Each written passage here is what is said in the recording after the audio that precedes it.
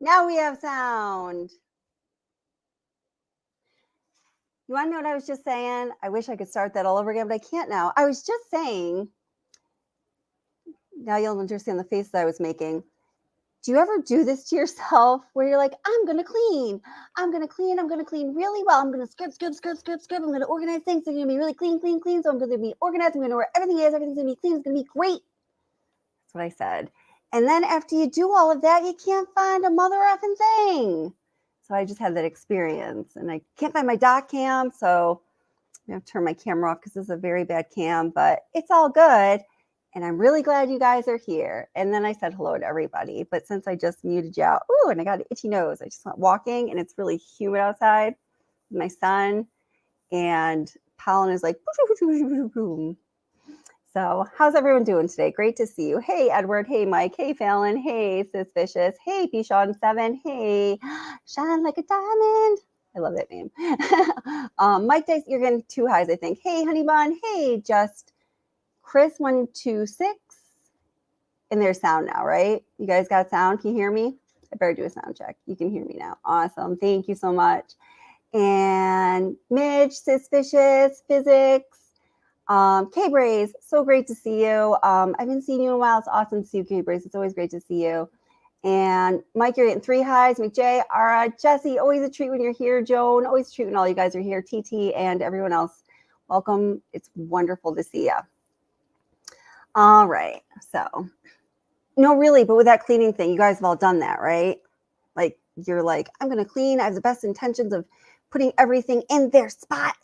And then life is going to be good because I'm going to know where everything is. So I'm going to be walking out of the house and I can get my things because they're here, they're there, they're not everywhere. And then at the end of the whole situation, organized chaos. That's what it's about, guys. Hey, MJ Maxie, how's it going? Nice to see you. All right. Yes.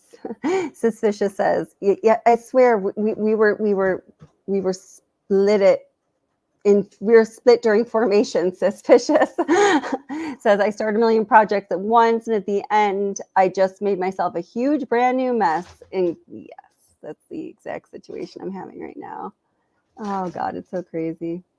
So, all right. So what we're going to talk about this evening are the surviving roommates who lived at 1122 King Road in Moscow, Idaho. And, we're just going to talk about them a little bit, what we know about them, what I know about them. You can share with me what you know about them.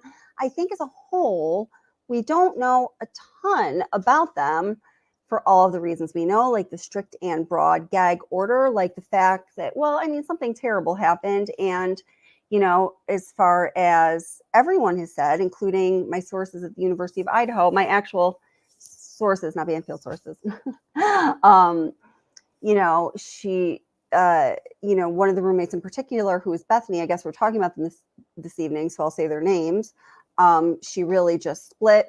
Even people that normally hear from her frequently didn't hear from her at all. So there are reasons that we don't know a whole lot about them.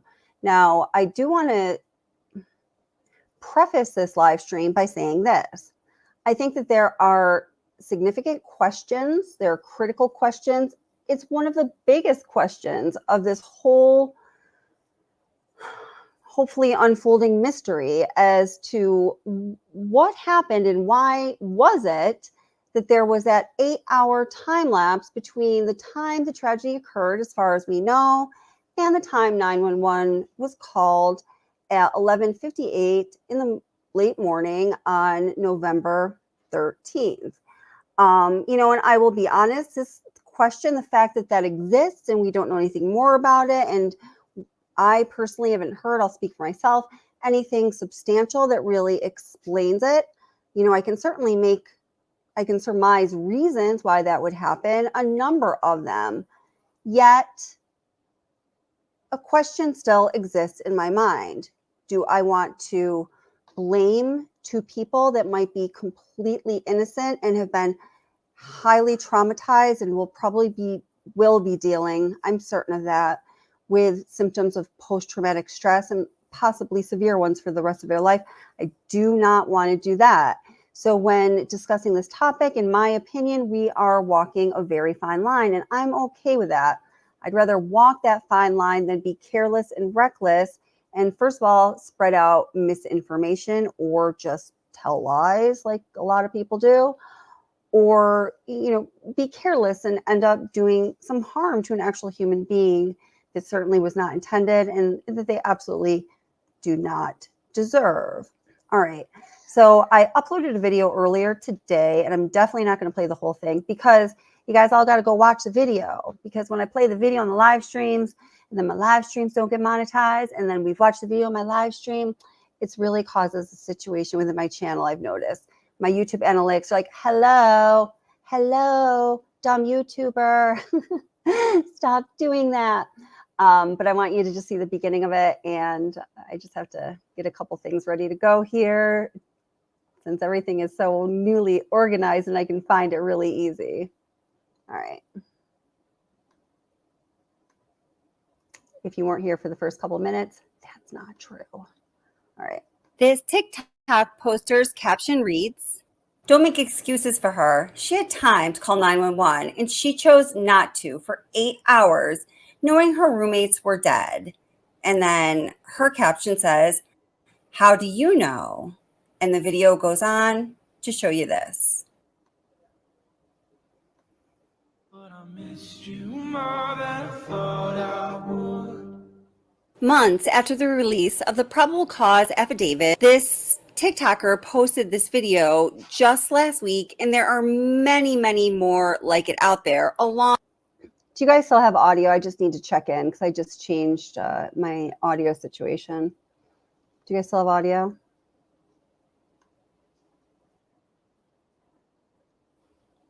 Let's see. Go YouTube where it's live. Yes, awesome. Thank you so much, Midge. Hey, Midge, did I say hello? Well, hello again. Red Librarian, hey, how's it going? All right. Along with numerous questions about what happens when a person goes into shock. I hope this helps you understand the dynamics of shock in human beings. Since the release of the probable cause affidavit, many have questioned surviving roommate Dylan Mortenson's response, and Dylan has definitely caught a lot of flack from the online community and beyond.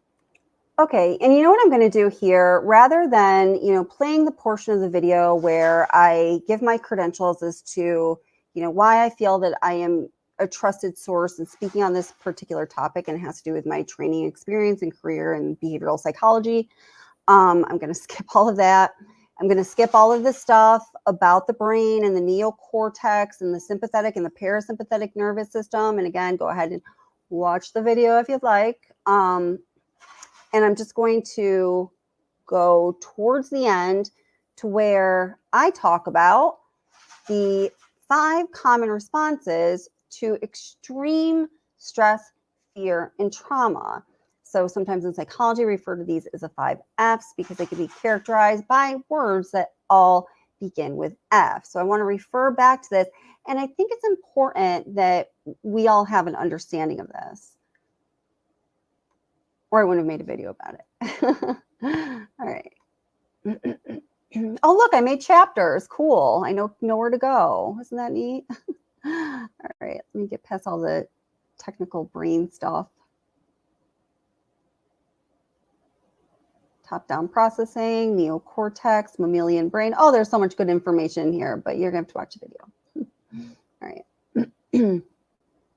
And was referring to when she said the frozen shock phase. Very accurately, she described what she was. Go back just a few seconds there. Okay. In trauma, brain chemicals such as stress hormones become stuck, and they can't be replenished, leaving the survivor in a permanent reactive state. This is what I believe Dylan Mortenson was referring to when she said the frozen shock phase. Very accurately, she described what she was going through in a very non-conscious level. So this was actually probably extremely perceptive of her. Okay, so let's go back to those 5 possible responses to extreme fear, trauma, or threat, which are flop, freeze, friend, fight, and flight. Okay.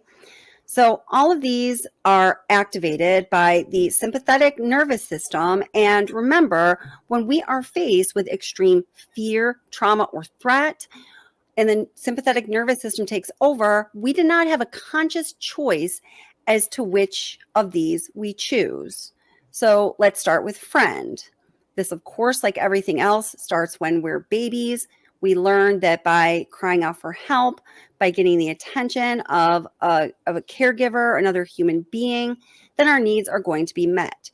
We eventually start to expand our worldview and we start to gain friends or get what it is we need by smiling and making other friendly gestures in order to get what we need. So when faced with extreme fear or trauma, one of the reactions one might engage in, according to the sympathetic nervous system, remember, which comes from this reptilial mind, which is more connected to our intuition than the mammalian mind. It just hopefully chooses correctly for us. One of the option is to friend, which is also known as to fawn or flock or to appease. So you might be appeasing to the person who is threatening you. In this case, according to Dylan Mortensen's intelligent reptilial sympathetic nervous system, this was not an option.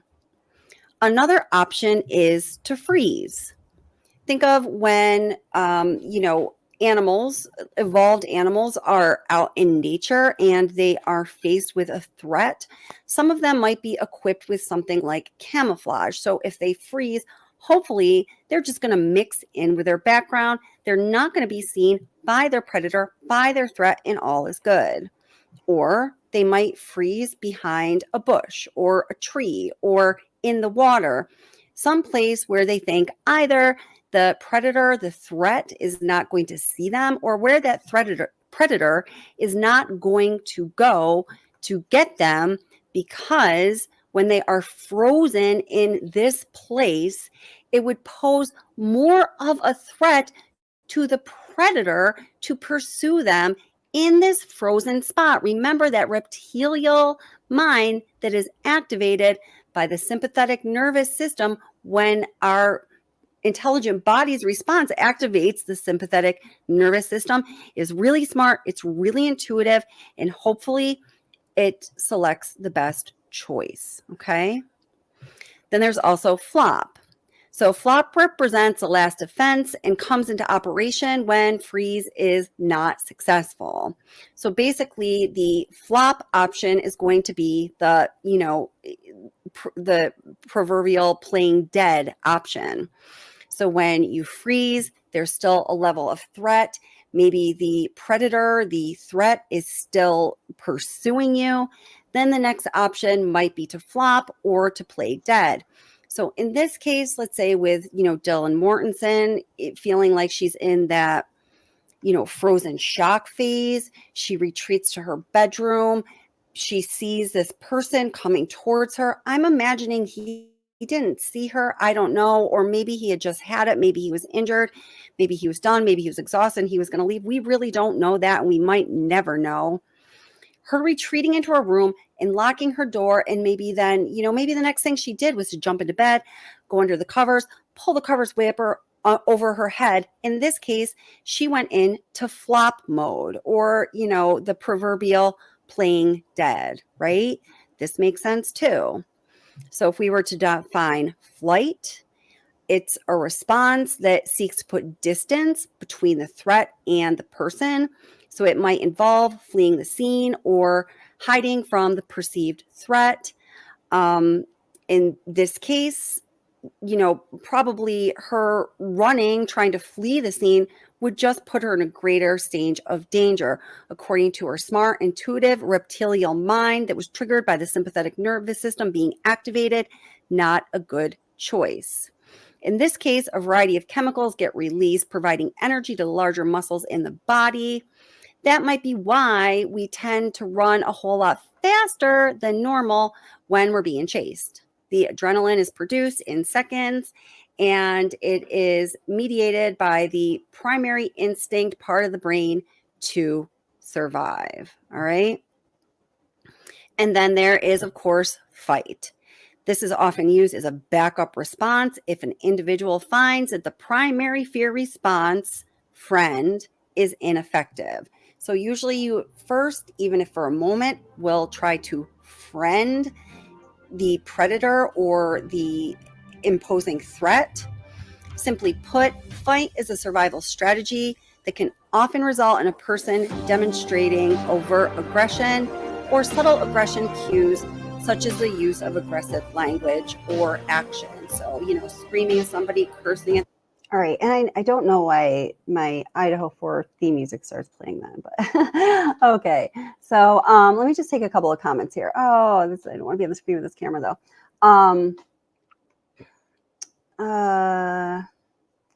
Gosh, a lot of you are saying here the same things that I've been reading, in comments to that video, or what, that video really is a, the reason that I posted it today is because I'm going to be posting another video tomorrow, or maybe not on the 4th of July, maybe the day after, which I just read is Sis Vicious's birthday and also Ara. So happy birthday, ladies. That's awesome. Should we sing to them? Let's do it. Happy birthday to you. Happy birthday to you. You're awesome. I hope you guys have a wonderful birthday if I don't talk to you before them. So that's amazing. I love that you guys are birthday twins.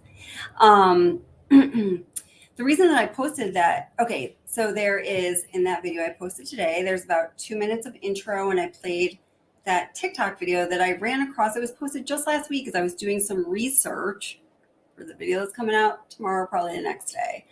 And the content of it is making a connection between two different sources, and one of them is not the two guys from the University of Idaho, by the way. Two sources that have spoken out that I haven't heard anyone make a connection on yet that I think is really important.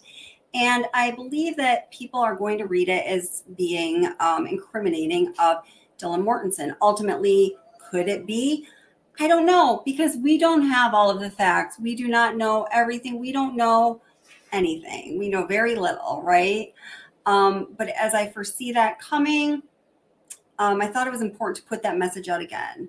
So the remainder of the video that I uploaded today was from a video that I put out 5 months ago about the 5 F's response to trauma that I've referenced during live streams a million times and people have asked for often. So now everybody can check it out. There it is. We can all have these same 5 F language. Friend, freeze, flop, fight, or flight. Okay. Alrighty. So as I am just getting another thing up and going, I just want you to hear, I usually don't feel complete without my other sister who was split in formation, like Suspicious.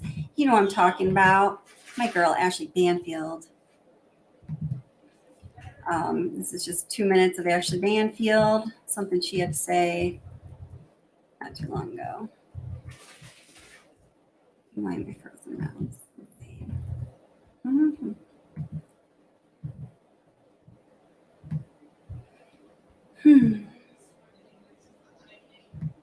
Okay. Did I do that? Can I do that? No, yet.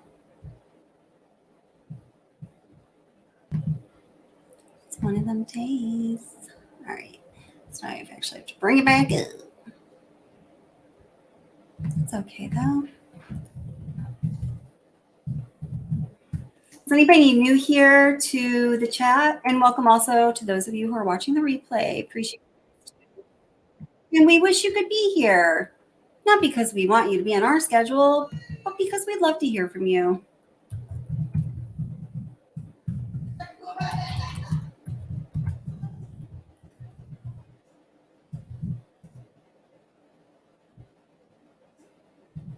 All right, there.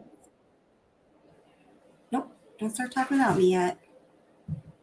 Ashley. That's what I want. Okay.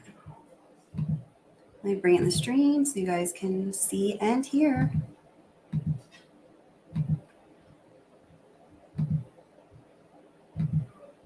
Hey, Anaphylaxis, I just saw you as I was switching over. Great to see you, darling. Always love it when you're here. And let me tell you, it certainly does give a little bit more perspective as to why she didn't call 911 right away, perhaps. We're told that Dylan actually mistook the noises that she'd been hearing. Remember, the affidavit said that around 4 a.m., she could hear some noises up on the third floor, thought it was maybe, Kaylee playing with the dog, Murphy, didn't think a lot more than that. But ultimately, a few moments later, she heard a lot of noises. She opened her door and effectively kind of yelled out to her roommates, calm down, like cut it out, keep it down. You guys are being loud. I'm trying to sleep. It's late. Thinking that there were roommates horsing around, that perhaps all that noise that she was hearing was just them, being boisterous and still in party mode. It was late Saturday night, early Sunday morning. So she then closed her door and went back to bed, but within minutes, perhaps sort of roused again by noise, opens the door again, was going to say something again to the effect of, keep it down already. It's the middle of the night. And that's when she sees the figure coming towards her. Now, this has been a big bone of contention for a lot of people. Why, if you saw some shadowy, terrifying figure walking towards you, would you just close your door and go back to bed and not call the police? And the characterization to the source who spoke directly with her after the murders is that she didn't think that figure was anything other than just part of the horsing around, maybe one of the partiers, maybe somebody who was a friend of one of the other roommates that was making all the noise. But it, startled her nonetheless to see a man in the middle of the night, dark, walking towards her. Thank you for watching. Go to newsnationnow.com to find News Nation on your television provider. Okay, so there's now I feel complete. We got my girl Ashley there. So, yeah, I want to read some of your comments. I want to get to a couple places though. Let's see.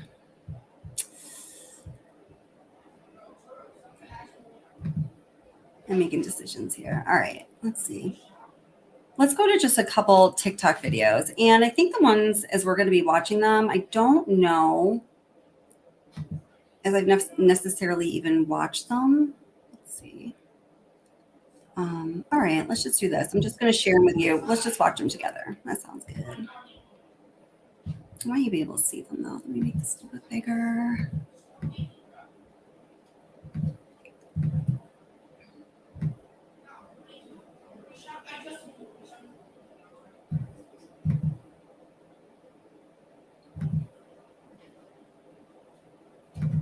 I just find it's weird sharing TikToks as on certain kinds of screens. All right, here we go. Oh, stop screen and present screen.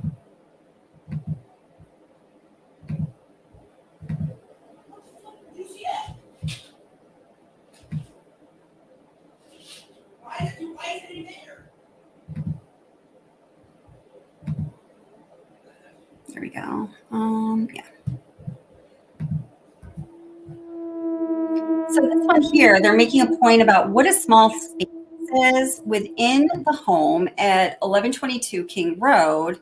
And the point that is being made is, you see it says, how could you not see the details of the person who was in the house if you were that close? Well, I've also seen some people do some pretty like well done videos where, I don't know if you've seen, I know I've done it on this channel and many other channels have done it as well. The walkthrough of 1122 King Road, it gives you the view of what it would look like inside the home in the evening as you're looking out the door from Dylan Mortensen's bedroom and kind of around Dylan Mortensen's bedroom. And I mean, I just think that we like to make a lot of big assumptions. Like, this is how I see the world. This is how I think it would be. This is how it is, right? These are kind of the conclusion, the rationale or the logic behind some of these conclusions that are being drawn. There are so many factors that we are not privy to. And even if we were privy to, it wouldn't mean anything because it's not our experience. You know what I'm saying? So we got a little dude down there with his measuring tape.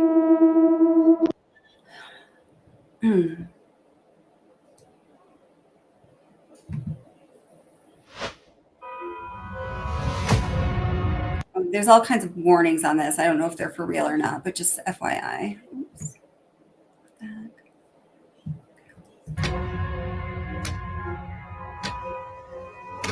I haven't seen this one yet.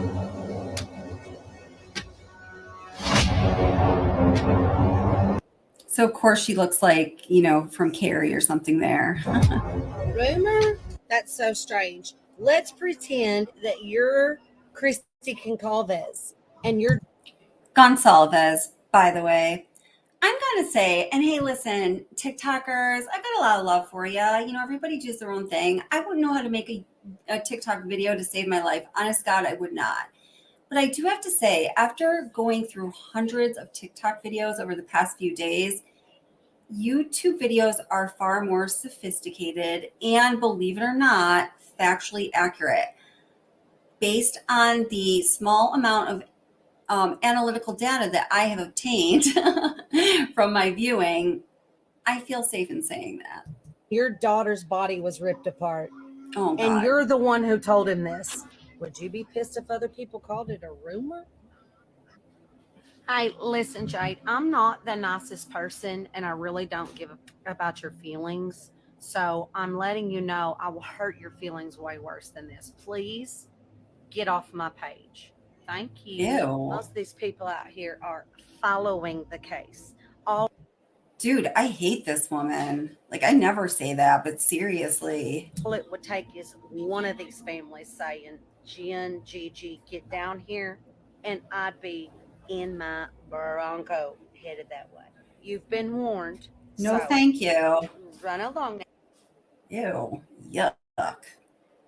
Let's just make sure we don't get one of her videos again. Oh no, I'm stuck in like this. I really don't even know how to use TikTok. See? Oh no, terribleness. All right. I'm not going to share with you my pathetic trying to search that, but hold it. Let me read a couple comments here. Oh goodness. Hey, pretty bird. RT, how are you doing? Nice to see you. Hey, Lisa Vallejo, how's it going? Hey, Rosanna Bennett. I'm trying to say her name correctly, and I don't know if I did. I'm sorry if I did not, but I'm glad you're here.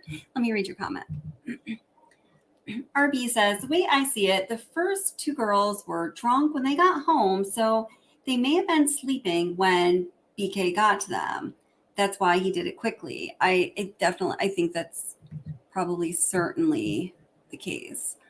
I'm going to go up. Oops. I'm going to go up just a little bit here in chat. I'm just going to run through a few comments. And if anybody is interested in coming up and speaking your mind, you're welcome to come up on panel so you can actually talk rather than just type in chat. And we can do it like that. So there's a link, okay?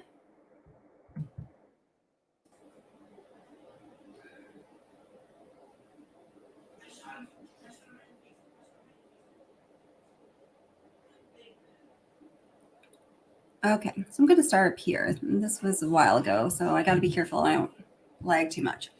Ellie says, what did she see? And hey, Ellie, how are you? That put her in such a state of shock? You know what, Ellie, that's a really good question because this is something I think about a lot because, it doesn't really matter what my opinion is. Nope, not at all.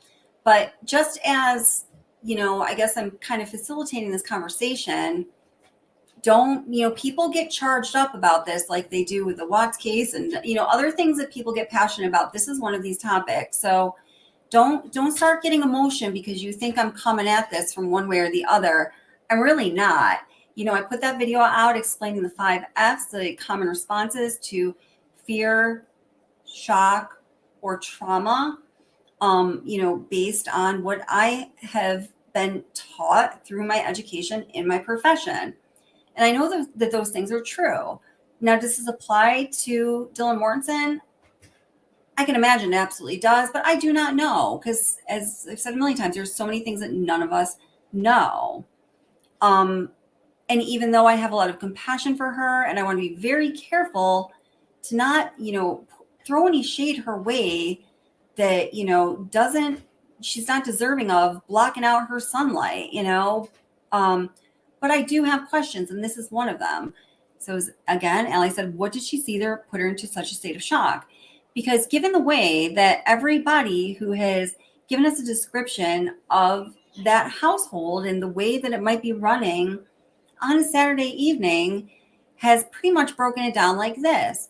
They had fun. There were people in and out. There were boyfriends. There were friends. There were sorority sisters. There were family members. There were whomever in there. And it was a very like social, active place.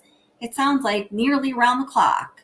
So just to see somebody who she didn't recognize walking her way, particularly when her bedroom was on the second floor, which was the main floor, as far as that's where the kitchen is, that's where the living area is. It's right next to those things. So if you are in one of the bedrooms, that puts you in a spot where you are near where the epicenter of the social activities would be. DM's bedroom was the spotty spot, right? So she had to have seen more than just somebody that she didn't know. What was that? Did she see a knife? Did she see a bloody knife? Did she see blood on the person? Did she see? Yes, Ellie, great question. Okay. Black. Okay, got it. Physics says, Dylan never said she was in shock. She may have meant that she was startled to see a stranger at that hour. Hearing noises and seeing a stranger in a family home is very different than in a college house. Yes, much to the point of what I just said. But so you said Dylan never said she was in shock. No, she didn't. But her statement was frozen. Well, she said frozen shock phase. And I guess from that statement and from what, in my mind, I had imagined she would have had to have seen something. She would have had to have seen something that caused her to say frozen shock phase. I do believe she was in a state of shock, personally. Do I know that as a fact? Absolutely not. MJ Maxey says, not buying 8 hours of extreme fear, not buying it. MJ Maxey is saying something that a lot of people in comments and just discussing this say often. Okay, so initially, including myself, because this, when we're talking about the 5 F's and the responses to extreme fear, trauma, or I keep mixing the words around. There's actually 3 words we use: stress or shock. There's 4 words, and I think I just hit them. That is in reference to the initial response period. And when I say period, yes, I'm talking about a time period. Does that time period extend to 8 hours? I actually tried to research this much earlier on when I was creating that video initially, like 5 or 6 months ago, and I could not find any scientific database research that put like kind of a time frame on it, because it's shock, feeling shock to some degree is subjective. Scientifically, like if you were hooked up to sensors that could perceive what your body was going through anatomically and kinesthetically, a skilled person probably could put a time frame on shock, but I'm getting too deep into the science of it. I get you though. Randy Hansen said there was no need to call 911 if there was a cop already in there. I saw you comment that earlier. It's okay. I'm here to help you. That's exactly what a cop would say. Oh, Randy, I'm listening. I have a hard time grasping onto it. It's okay. I'm here to help you. I don't know, man. Anytime I've encountered a cop, honestly, and they've talked to me, they didn't say, it's okay, I'm here to help you. They were like, excuse me, man, could you please give me your license, registration, and whatever, or, a number of things, but not that. I think saying that it's exactly what a cop would say. I don't know. Fallon, when did she start calling her friends? Please wait for the video that will be coming out. Probably not tomorrow because it's the 4th of July, but July 5th, Sis Nara's birthday. And seriously, I'm going to have something pretty comprehensive, I think, coming out about that. And I just can't talk about it now because it will spoil my content. Dylan had you hear a lot. Come on. I'm not sure what you're saying there, but clarify it for me. And I'm sorry if I didn't read it right, because sometimes I don't read things right. MJ Max says 1 minute they're sleeping, 1 minute they're ordering food, 1 minute they don't know what happened. Yeah, it is a lot of things that don't seem to make a lot of sense.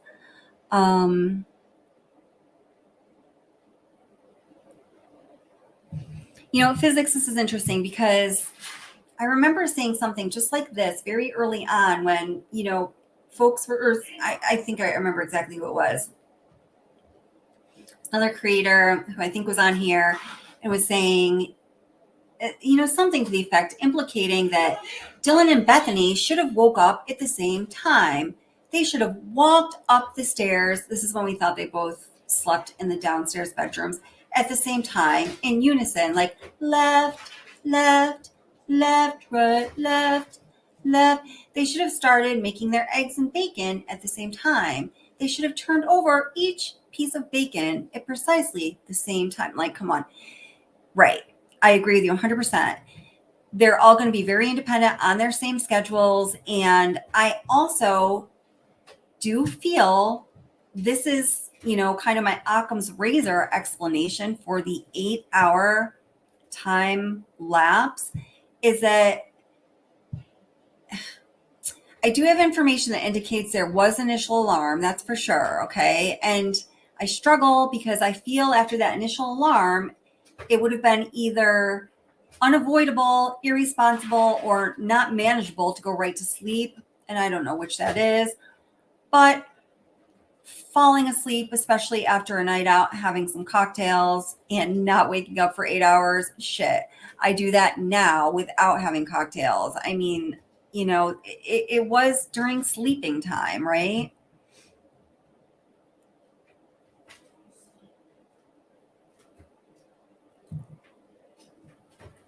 So Lisa says, no way, I'm calling BS. She heard it all. Come on. So I guess somebody's saying like she didn't hear what's going on. You think she heard it all? Well, here is a thing, Lisa and everybody. I mean, do you guys all know that I remember when I was creating a video about this, of course. I think that's how I learn all things these days.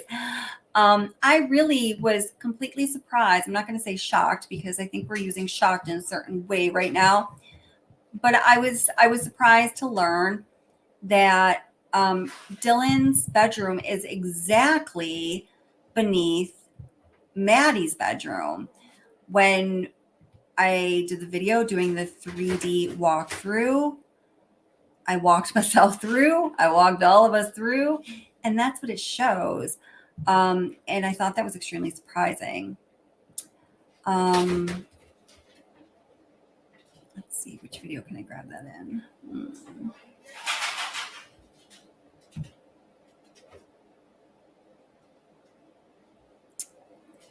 You guys all know that I don't have to show you the video, but if anybody wants to see the video, I'm going to keep working my way down chat and we can look at it.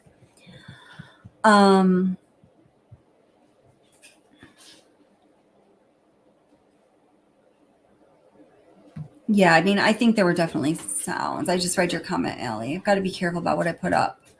So if I don't put up somebody's comment, it's just because maybe I didn't see it because I'm trying to like move through things, or it YouTube is just kind of let me know I need to be careful about what I say.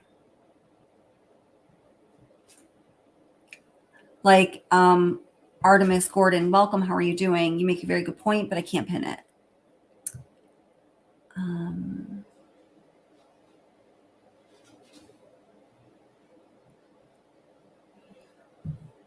Yeah, so Randy Hansen says, release a transcript of the 911 call. That would be the answer to almost all of our questions, wouldn't it? Mm-hmm.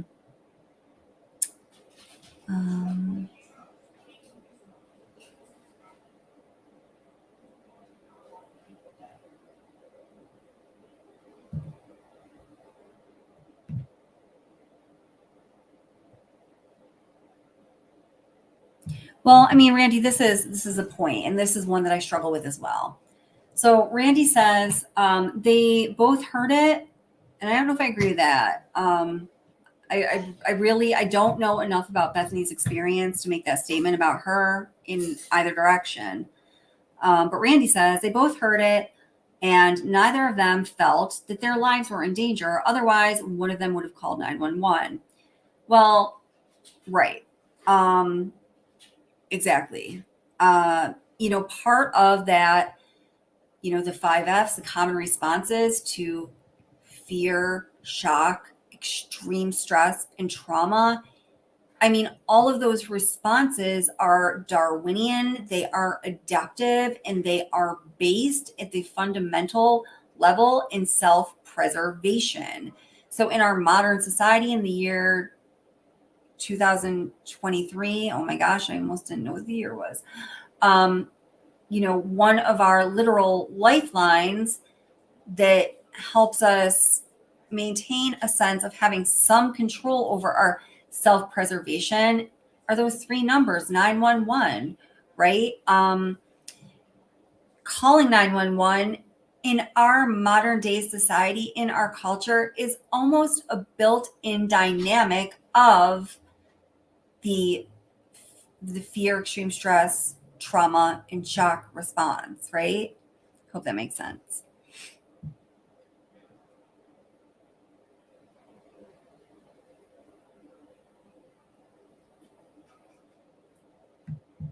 Cindy, I saw this really good video today. I'm going to try to find it because I want you guys to see that. You're just asking, well, you're saying it's too dark to see if he had a knife or blood on him or anything like that. But it wasn't too dark to note that he had bushy eyebrows and the dark clothing. We don't know that, but when we do get an idea, only from what we know about that life dimensional 3D walkthrough, when it shows what the view would be like in a dark evening. But again, you have to take all of these variables into account. This was in November. It was approaching the darkest day of the year in that hemisphere, in that part of the world. We don't know. Well, this is something we could easily find out. I haven't looked into this actually. We don't know if it was a full moon, new moon, quarter moon, waning moon, waxing moon, and all of these things. Some people might sort of chuckle at that.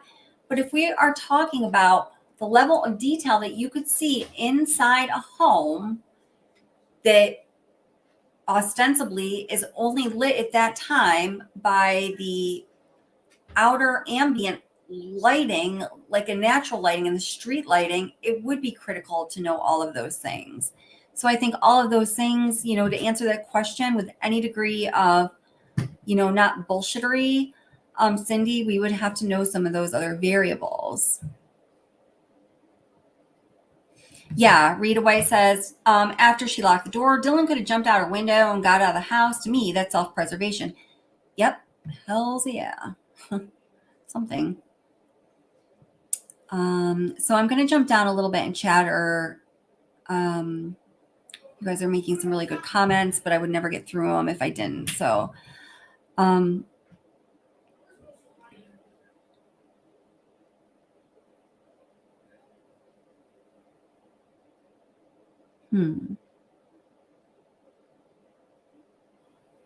So let's see.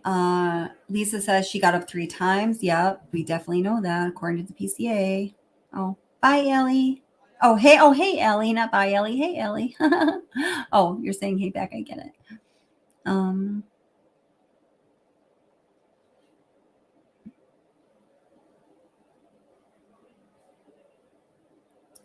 Hey, oh, nice, Matt. How's it going?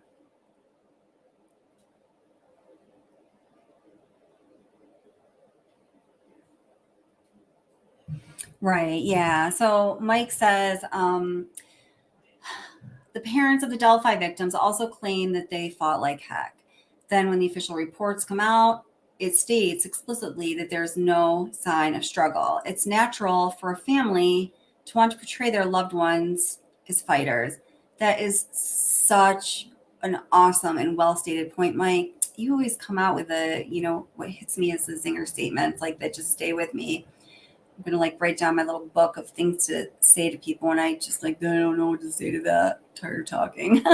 That's so true though. Yeah, exactly. Just what Mike says, everybody.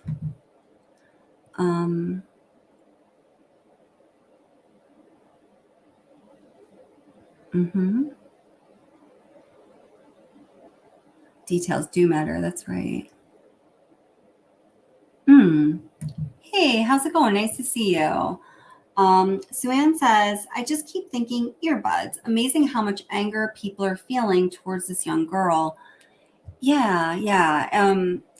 Earbuds, I think, is a possibility. I mean, I know that like when my son listens to his earbuds and I feel like, it's like, I feel like my parents and I feel like my grandparents, all of a sudden, I'm like, you better turn down your music, young boy, you're going to damage your hearing for the future, but seriously, I could never listen to music that loud for really any amount of time, but not for the length amount of time my son does. And, people his age do. And listen, if he falls asleep with earbuds and he ain't hearing nothing, if I want to wake him up, it has to be physical vibration only,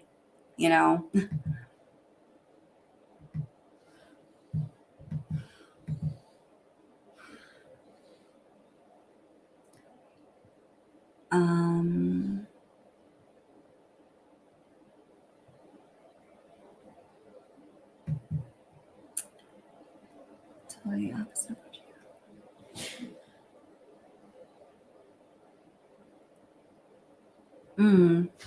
Interesting. Hey there, Drada27. Welcome. How are you doing? Says, I think her instincts told her the opposite of what she felt appropriate to do in a party house.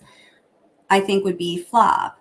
That's interesting. And something else I want to know, your comment just made me think about this, is I personally don't think that, well, I think this based on just seeing photos. And I also believe this based on what I've learned from, the two students from the University of Idaho were in Ethan's fraternity. Y'all know who I'm referring to. What they have told me about their friendship with Dylan and their experience of her and the way they characterize her is that, I don't think that they've said to me anything like she didn't feel really comfortable with all of the roommates in the house, but they have said to me, and I gather this from her body language, that she almost feels not worthy. I think she looks up to all or at least some of the other roommates and at times feels a little inferior. It's just getting her grounding, her footing still, and doesn't always feel totally comfortable. I think this is just my personal opinion based on the observations I've made and what I've learned about her through people that know her, just a couple of them. I think that everything she did in that house around those roommates, and it was also her age, and none of this is a negative statement about Dylan Mortensen. It just is what it is. I think everything she did was very kind of measured. She was very aware of it. And I think she just wanted to be accepted like anybody would. And probably her behaviors and her actions on that evening, they might fall into that same category.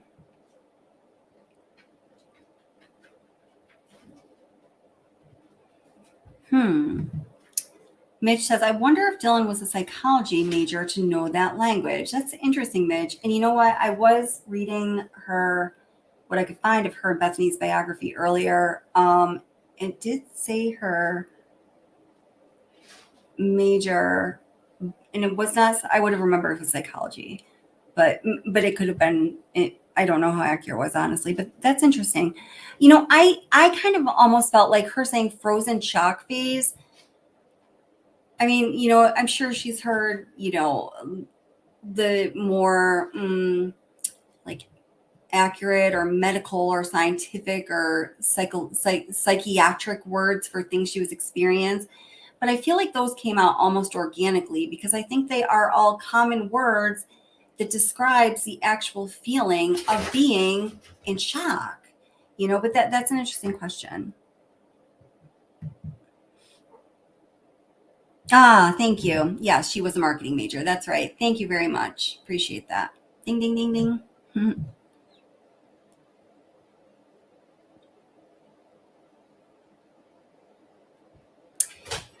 Now, this is a good question to consider the alternative. Mitch says, it does make you wonder that once the noise stopped, why did she not go out there and check about what happened? You know, in my opinion, it's almost like if it really was frozen shock phase scary, at some point the options would be go check what happened, or like somebody just suggested, jump out the window or call 911, take those self-preservation actions. In my opinion, falling asleep is not one of those options. I mean, even the flop isn't like, it's not like you're sleeping. It's like you're flopping, to deceive your potential lethal attack while the threat is looming actively,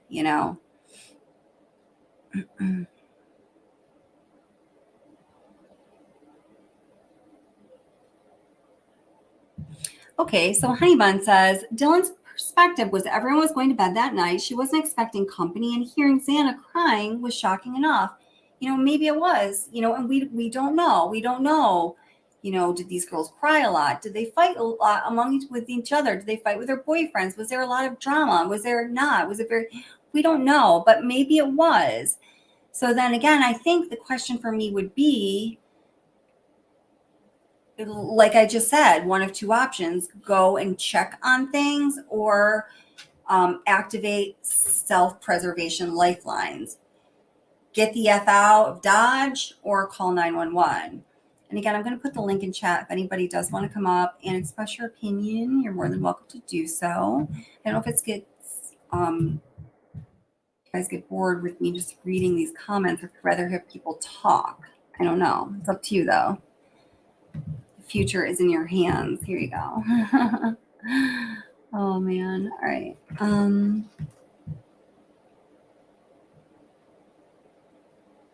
Oh, hey, MJ Maxie. I appreciate that. Okay, got to skip ahead a couple again.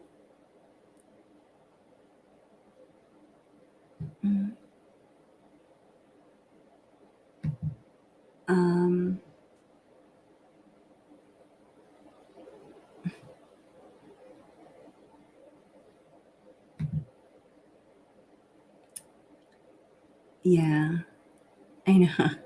And I see. I know. I'm not even gonna.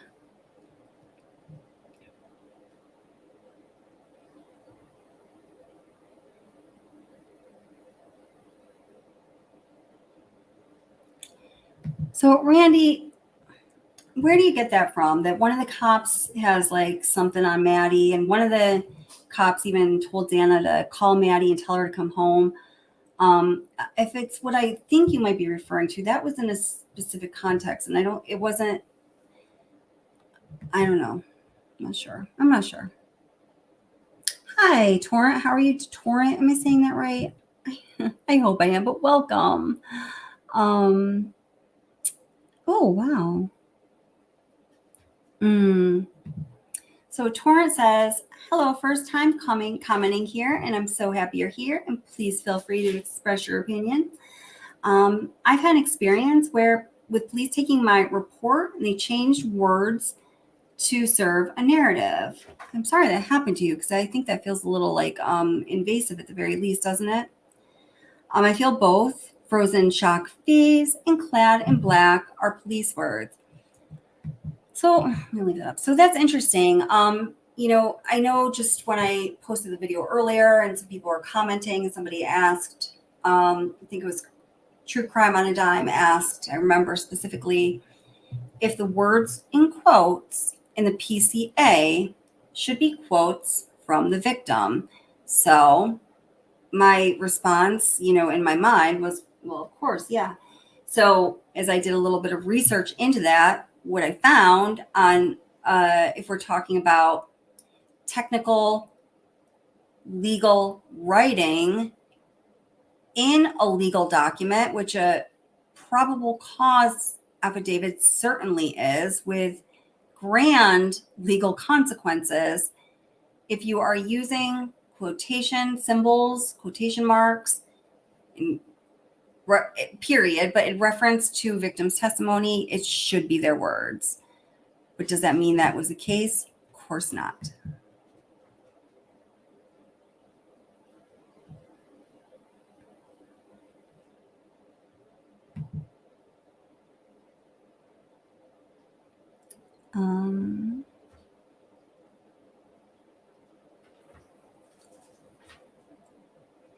Oh,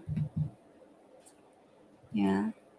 Sorry if you felt that way, Cindy. Yeah, everyone just be, I mean, listen, guys, we know that people have very divided opinions on the topic that we're talking about. So everyone just try to take a breath, you know, I know.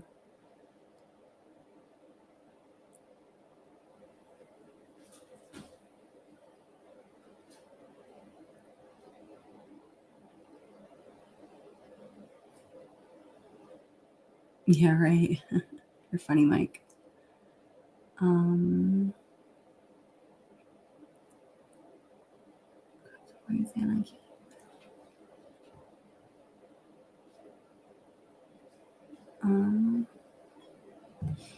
Hey, Hot Mess, how's it going?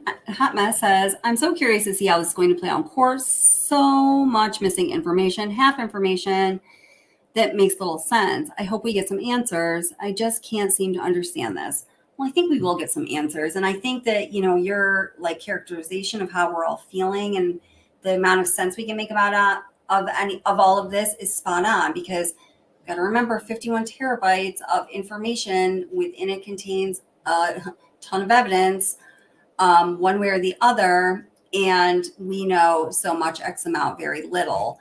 So just based on what we do know, one thing we know for sure is that we are privy to very little of all that is known.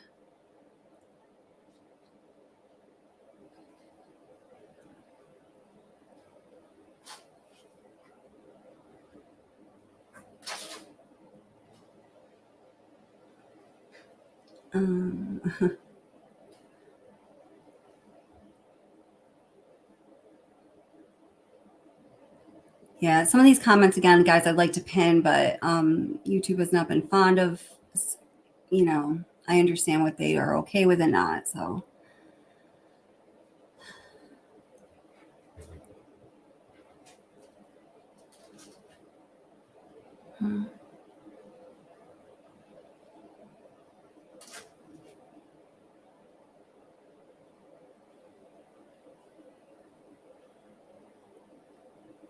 Yeah, so, and I see a lot of people talking about the language here. You know, I think in the PCA, guys, where, you know, if now frozen shock phase is in quotations, right? Oh yeah, suspicious reminding everybody hit like. Yes, please do hit like. I very much appreciate it. Support the channel. It's a great thing. Thank you very much. It's all I ask of you. It's all I ask of you. I think people are really, I think, honestly, I'm just going to tell you my honest opinion. When I've heard people say, oh, you know, that's cop language saying clad in black or frozen shock face, I think that's like us true crime watchers starting to get really fucking bored. Okay. Like, personally, that's what I think of it. I could be wrong. I've been wrong before. I'll be wrong again. Could be wrong about this one. And maybe I am. I don't know. I'm not really attached to it. It's just my opinion.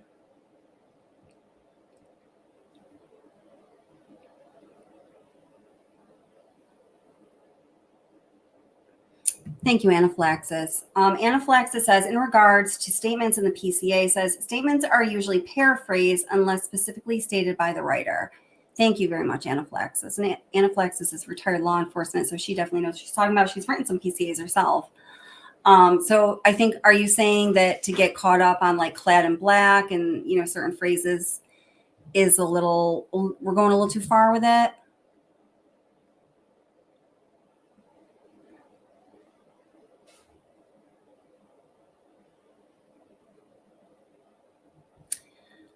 So Rockaways, I don't know what the context for this comment was, and welcome Rockaway, the Rockaways.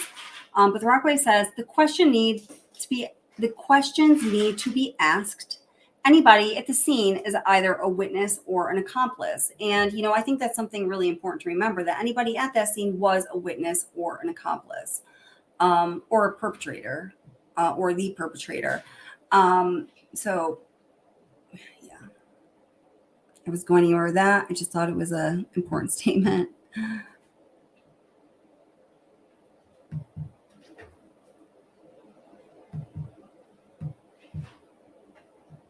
Oh, hey, welcome, Double R. How are you? I'm sorry I didn't get to send out an email earlier. I had to do some family things. I'm sorry about that. I'm glad you're here.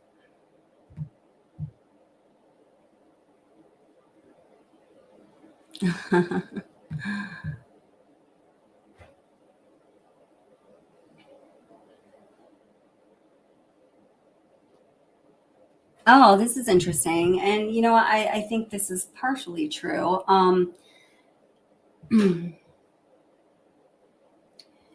I know, I understand that I'm supposed to say your name in a certain way, and I understand that I'm not going to say it in a certain way, and I'm going to feel very disrespectful and silly. So I'm going to call you GPP for now. And thank you for being here, and thank you for the comment and participating in the conversation. Dylan is no mystery because she places herself there, I think, right? In the house. The mystery is Bethany. Very good point. Yep, I agree with that. Okay, I might switch over to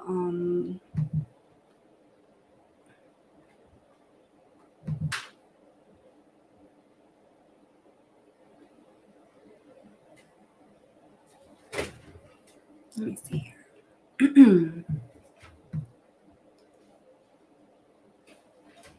Just scrolling here.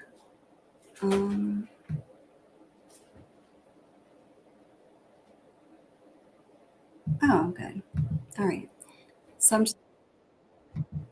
just going to play a little bit of this for you. And it's just, again, showing you the perspective of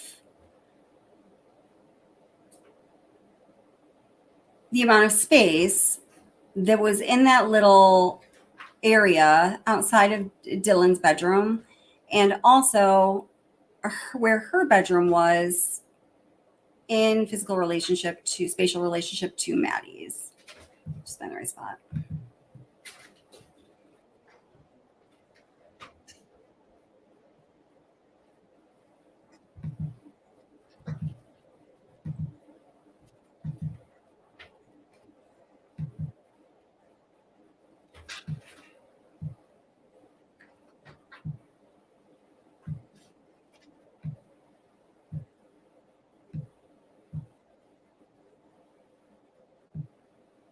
Sorry, I'm looking for the time spot. Okay, here we go. We'll start right here. All right, let me bring this into the stream here.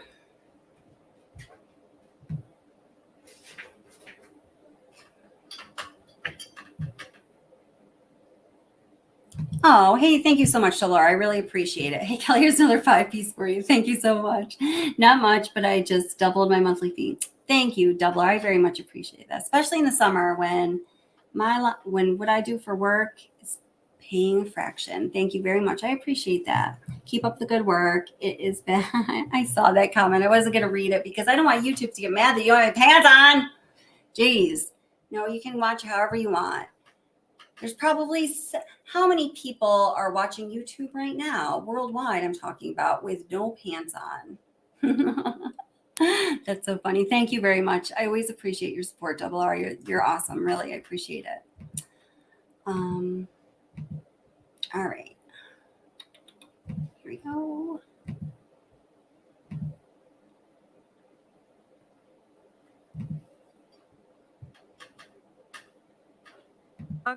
To the King Road residence.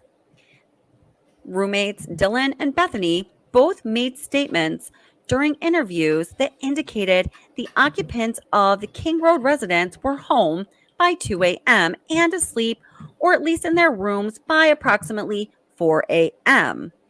This is with the exception of Kernodle, who received a DoorDash order at the residence at approximately 4 a.m. law enforcement identified the DoorDash delivery driver who reported this information. DM stated she originally went to sleep in her bedroom on the southeast side of the second. Now listen, I'm playing a little bit of the of this video, which is partially, reading from the PCA, and it's doing the walkthrough of the house with some commentary. I'm playing a little more context of it than very specifically we were just speaking about, because this portion of the PCA right here has been highly questioned for a number of reasons, and just recently. So listen to the words very carefully. I think it's important stuff. And oh, hey, thank you so much, GPP. That was really nice of you. Thank you for the super sticker. I really appreciate that. And I'm going to work on my pronunciation. Thank you so much. I get so many comments on my videos when I pronounce things wrong. Like, the part of the world that I am from, we say a word I say often, documentary. I know that proper English is not to say documentary. See, I'm mixing up. I say documentary. It's to say, I can't even say it the correct way, differently though. Because to change your emphasis on a syllable when you have the habit of doing otherwise, unless you're really thinking about it, it's difficult. And I don't want to think about it too much. I have probably received, I'm almost going to say, I'm going to almost say it's in the hundreds of people commenting on my pronunciation of the word. Oh, so I get very afraid to not say things correctly. Thank you so much for the super sticker. I appreciate it. Second floor. DM stated she was awoken at approximately 4 a.m. by what she stated sounded like Gonsalves playing with her dog in one of the upstairs bedrooms, which were located on the third floor. A short time later, DM said she heard who she thought was Gonsalves say something to the effect of, "There's someone here." A review of records obtained from a forensic download of Kernodle's phone showed this could have also been Kernodle, as her cellular phone indicated she was likely awake and using TikTok app at approximately 4:12 a.m. DM Dylan Mortensen stated she looked out of her bedroom but did not see anything when she heard the comment about someone being in the house. DM stated she opened her door a second time when she heard what she thought was crying coming from Kernodle's room. DM then said she heard a male voice say something to the effect of, quote, "It's okay, I'm going to help you," end quote. At approximately 4:17 a.m., a security camera located at 1112 King Road, a resident immediately to the northwest of 1122 King Road, picked up a distorted audio of what sounded like voices or a whimper, followed by a loud thud.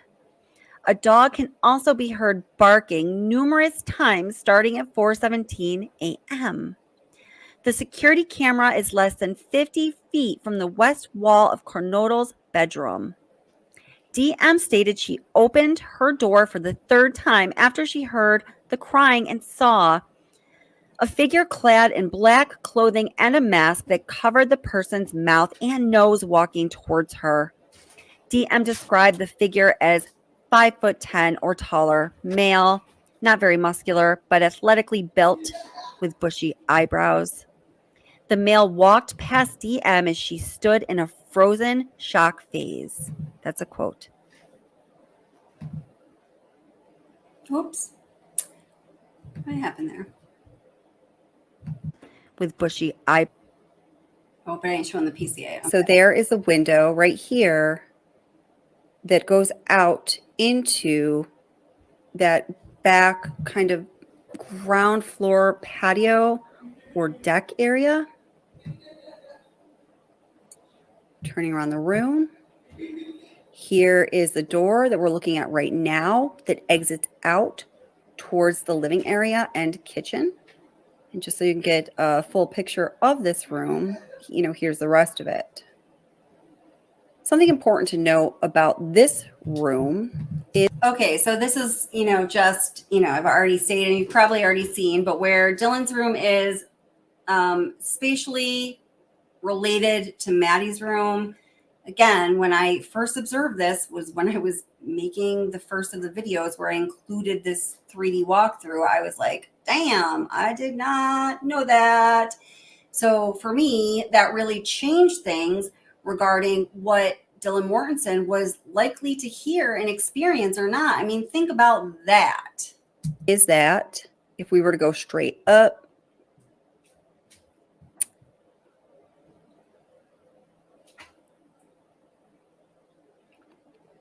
Madison's room is directly above Dylan's second floor bedroom.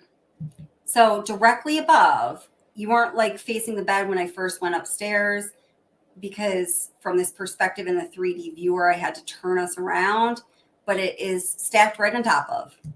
So this is Madison's room. We're going to get to this in a minute. We note here where the knife sheath was found and, some other things. But for now, let's go back down to Dylan's second floor bedroom. So did everybody know that at this point in the case? And it's okay if you didn't.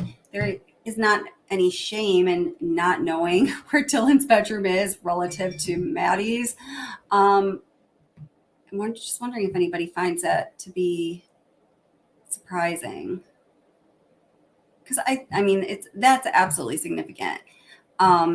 Just when we found out for sure that Dylan's bedroom was on the first floor, I'm sorry, I just misspoke. The second floor as opposed to the first floor. Now that certainly was significant.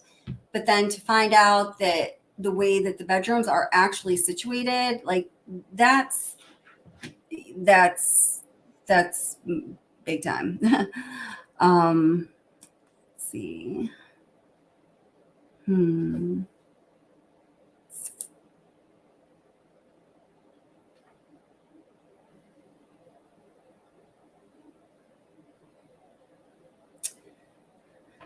don't know. Okay, sorry. I'm reading some of these comments. They're great comments, but they're going to raise questions that we could talk about for hours. There's so many questions here. Sandy says, "Hi, Sandy. How are you? Welcome. A man masked in black is a scary vision. Yeah, and he just might have been freaking scary the way he looks. He has I don't know. He has a certain. I don't even think it's just like his visual appearance. I think he has a certain. I mean, also we know what he's accused of doing, but it's hard to separate what we know him to be accused of from what you would think of him if you did not know that. Oh, and how I try to do that. But I think he has a certain vibe about him that's unsettling. I'll say that. Hey, Brandywine True Crime. Nice to see you. Oh, fireworks. Oh, fireworks and dogs are bad. I know. Poor puppy. Oh, what kind of dog do you have? Aw, thank you for saying hi. Always happy you're here. Hi, Monkey's Uncle. How are you doing? It's okay, Monkey's Uncle. We're glad you're here.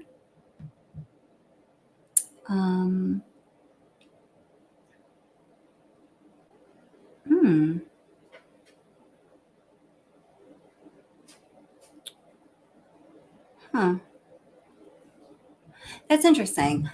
Physics says, well, I'm sitting here going, I'm amazed. I better read it to you. The targeted idea might be because police believe the killer saw Dylan and spared her, right? Because they knew this at the time when the targeted information came out, but we did not. I doubt that was even the killer, though. No knife. Are you talking about the person that she saw? That's an interesting thought. It's an interesting thought.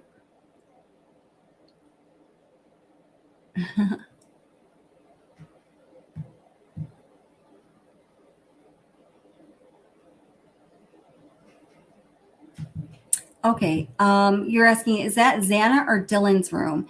So it is Dylan's room that is directly beneath Maddie's room. So what we're looking at right here, this is Maddie's room. And then if you just went back a tiny bit in the video, directly beneath Maddie's room is Dylan's room. And I don't know if you were asking about the part where you're looking out the window that I was saying goes to that like kind of back patio area. That was also in regards to Dylan's room. I hope I answered your question. If you have a follow-up question, go ahead and put it out there.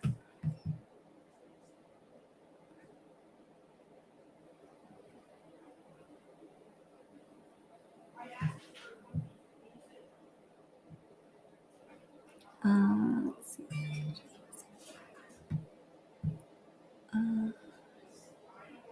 Hello, Phantom Grower 420. How are you? Welcome. Hi, Virginia Wolf. How are you? Yeah.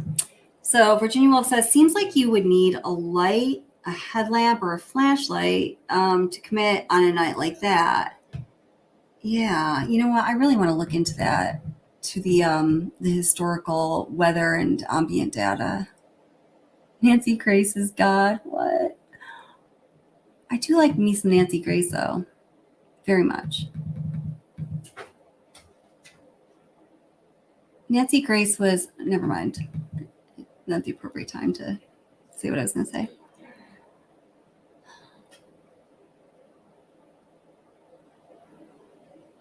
Huh. Oh, interesting. Hey, sweet tea and football. How are you? Welcome. The comment is, do all university presidents insert themselves in a situation that are not on campus? That green man just seems a bit off, in my opinion. Really? I have never once thought that. I thought that he behaved like a responsible university president and also a human being at the same time. Does anybody else have a weird impression of him? Thinking of the university that I went to, can be equated in a lot of ways to University of Idaho, as I talked about in doing the videos about the sorority and fraternity life and things like that. Oh my God. And if something happened on an off-campus house like this, especially an off-campus house where this was like all student population in that neighborhood, the university president would have been all over it. Absolutely. Would have responded much the way this university president did. I don't know, but that's just my opinion.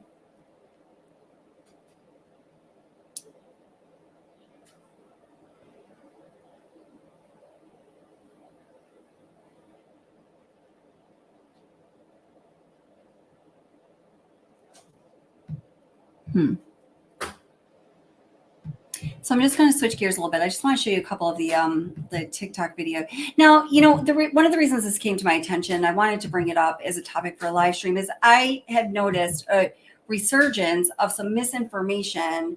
It's not just like swirling around a little on TikTok now. It's coming back into YouTube about posts that were made by the surviving roommates or by the roommates at certain times of the night, on the night just before this tragedy occurred. And guys, listen, this stuff just is oftentimes, unless we know it to be true, or it's some new information, some new content, some new picture, some new post that we hadn't seen before, and that needs to be vetted and all of that. I mean, I and the team here at Watch the Obsession have thoroughly researched all of it. And if there is any there, we've been there talking about it. That's actually why I stepped away from this case for a while, because there was no there left. And it felt like for a while, and sometimes I still question it, to talk about anything is pushing content, which I don't do. I don't want to do ever. But just be aware of that, okay? You guys are smart. Which one was this here? I can't remember.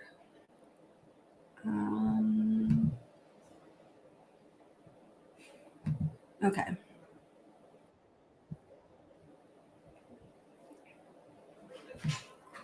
I'm going to have to turn the volume kind of up and down on a few of them because of copyright issues. Okay, so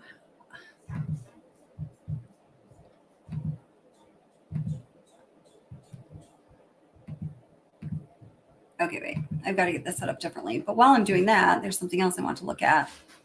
Now, Okay, so switching gears a little bit, some information about Bethany Funk.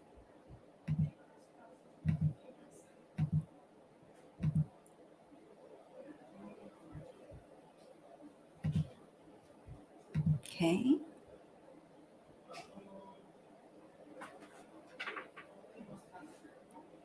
Can somebody do something about Phantom Grower? I'm getting, I don't know, Phantom Grower, your comments aren't making any sense here. If you have something to say, go ahead and say it. If not, we need no Phantom Grower. All right. Let's see.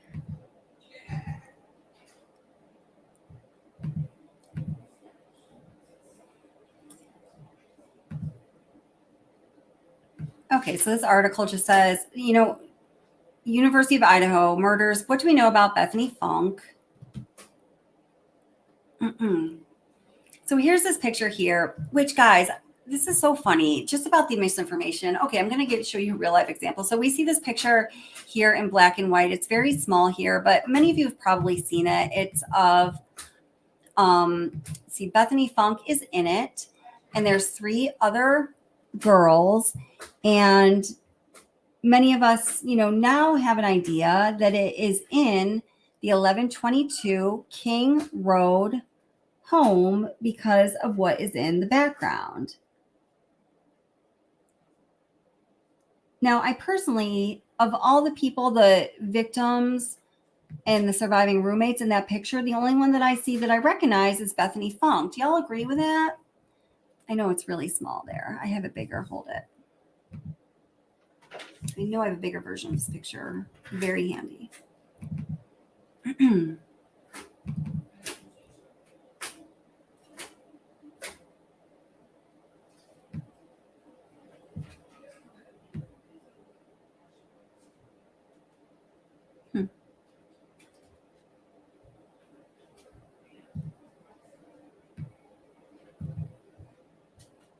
Screenshots, right.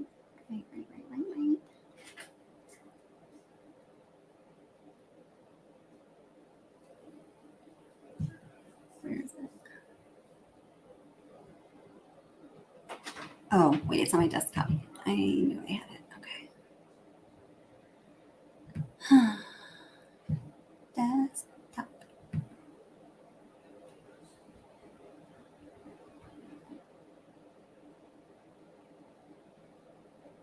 Oh, that's really weird. As I'm looking up my files, or like they're organized differently, just like my house. When I'm looking, never mind. You don't want to know. Okay, here.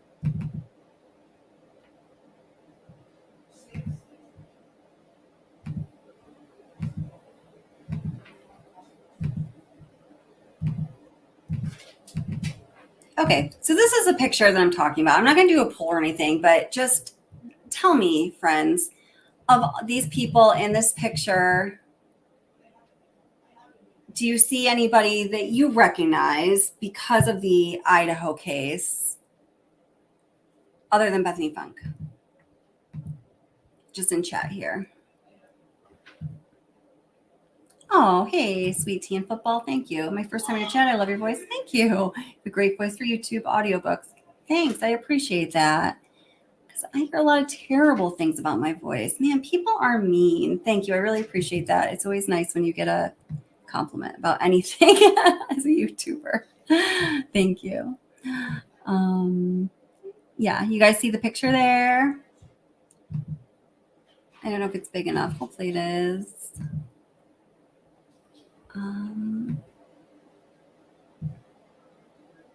You guys aren't giving me any. Oh, wait. Do you see the picture? Yeah. So, do you see anybody there that you would recognize other than perhaps Bethany? Is that Xana at the back?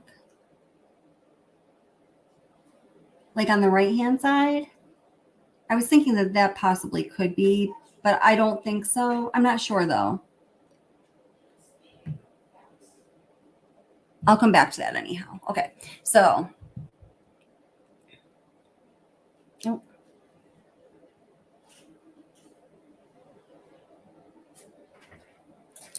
The one on the left sort of favors Gonzalez. Okay. Hunter Johnson's girlfriend, Emily. Okay. It doesn't. Okay.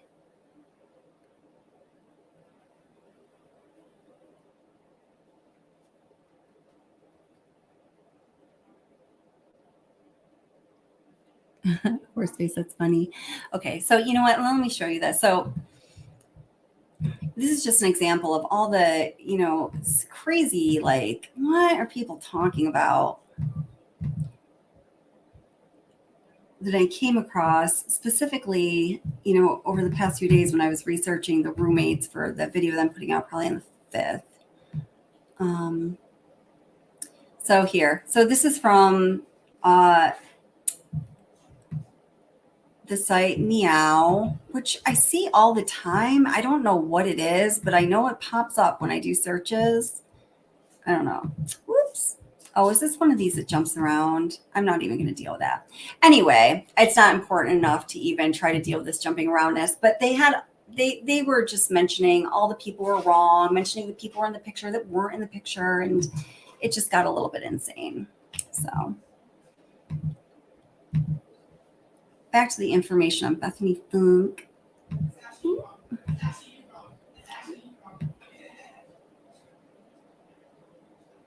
Oh, good. Here's what we seem to know. She was obviously one of the roommates in the house. Now, this was authored a while ago, by the way. So it has been said that she's cooperating with the investigation based on her grandfather passing away in Reno. This would appear to be her.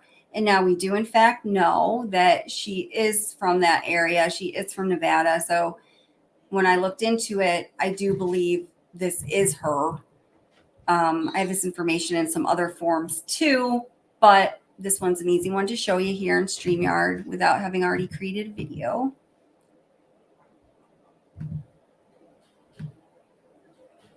So Bethany Funk, dyed my hair dark to seem smarter, full sends only. What does that mean? Is that something I should know? Biggest fear, the Grinch. Oops. I'll respond to you in a month. Varsity soccer ranked #1 in the state for dunking. Then it says, do I regret it? Yes. Would I do it again? Probably. So this is what I definitely do believe to be Bethany Funk with dark hair, wearing a Hoops for Hope shirt.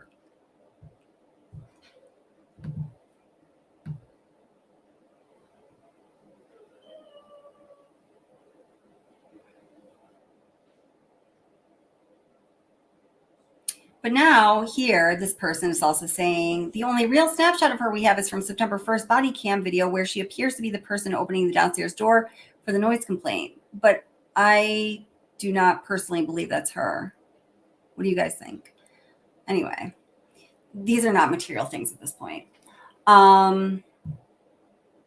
Okay, so if you go up to the picture at the top, the one where Bethany Funk is decisively there, flipping everyone off, she appears to be in that picture, and she is in that picture. And people have gone nuts about the post time, but that's from Visco, meaning it was probably posted at 1:54 a.m. Moscow, Idaho time. That means it was probably posted right after people are getting home from being out. It could be a nothing to see here.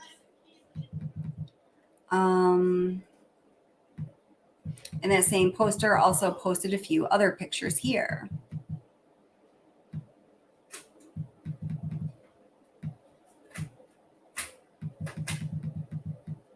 So here's some questions that this person asked about Bethany Funk at the time.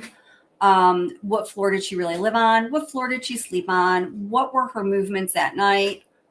Well, we know the answer to question 1 and 3. We know that she usually slept on the first floor. We are strongly assuming she slept on the first floor that evening. What's her connection to these Sigma Chi gents? I didn't even read that earlier. There was so much speculation about those guys early on, wasn't there? I didn't pay a lot of attention to it. Well, I did, and I researched it, and I found it to be like not worth researching. And then there's this whole thing with this ski mask. Do you guys remember the ski mask? Is she a good fit for the ski mask? I hate even playing this crap, but do you guys remember this stuff? Some of this stuff, believe it or not, is starting to come back. I can't believe it. It's like, haven't we had enough rolling around in shit like a bunch of pigs? Like we have to do it again? Oh no, no, no, no, no, no. We're not doing it again. Whoops. Oh, darn it. I just closed it. Oh my God. I'm not doing it. Well, here I am, right? I just can't believe it. Some people are shameless, man. I don't know. And if you think there's something up with the ski mask thing, no disrespect to you, but there's not.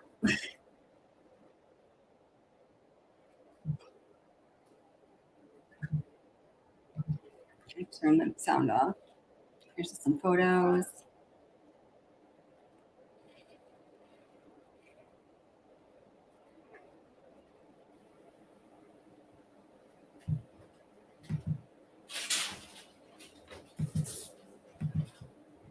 And then I get lost in TikTok. I don't know how to navigate on my computer because I only ever watch it. Whoops, on my phone. Oh, you weren't even watching that, were you? Darn it.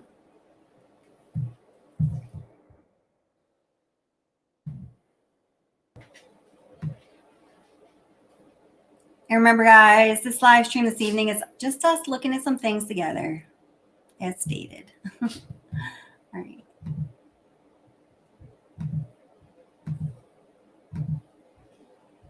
All right, everybody, look out.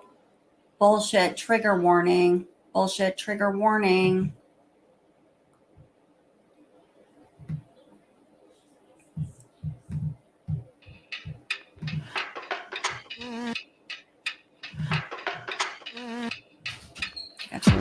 Honey, I'm live on a live stream.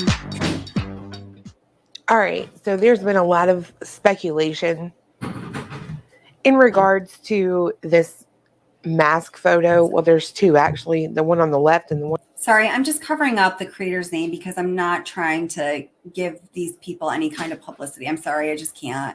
On the right.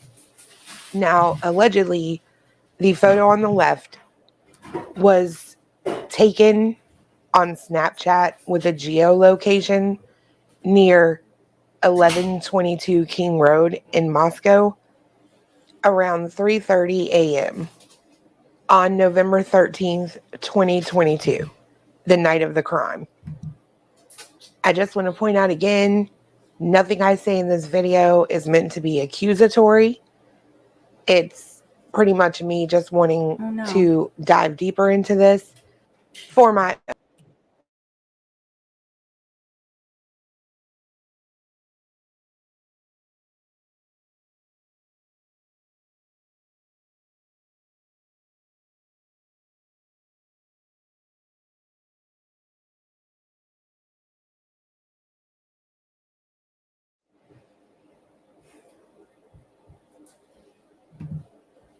Okay, wait. Are we all good? Whoops.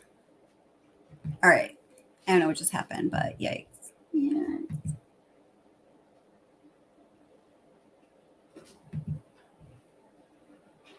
Okay. I'm going to bring that back in the stream.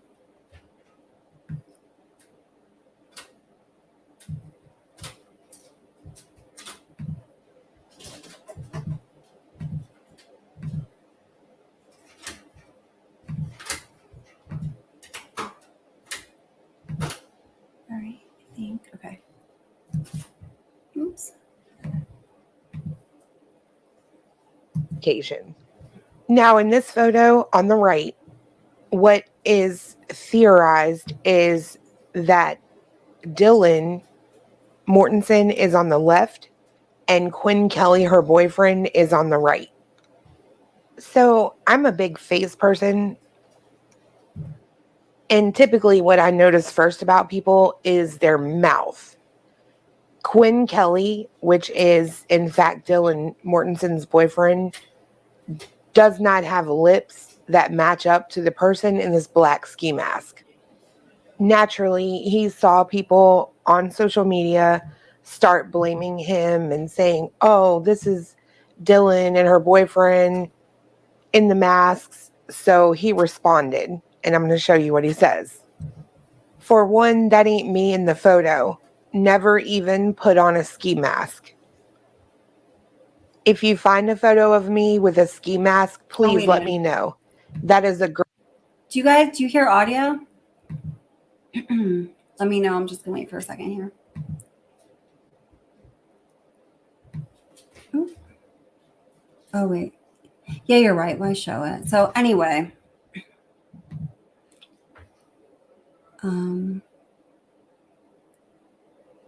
Yeah, audio, yes. Okay, cool.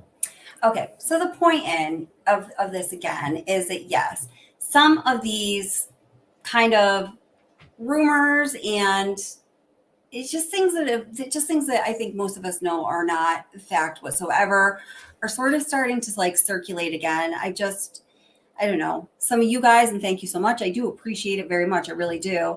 Like message me, email me, tell me about it. Or sometimes I'm talking to moderators or talking to some of you, or I noticed it myself or whatever the case may be. It starts to filter into my feed. I'm researching something else. I start to see all of these things that we, thought that a while ago they were, highly dispelled rumors and bullshit. They're coming back. So that was kind of the point. Let's see. Awesome. Thank you. Thanks, guys.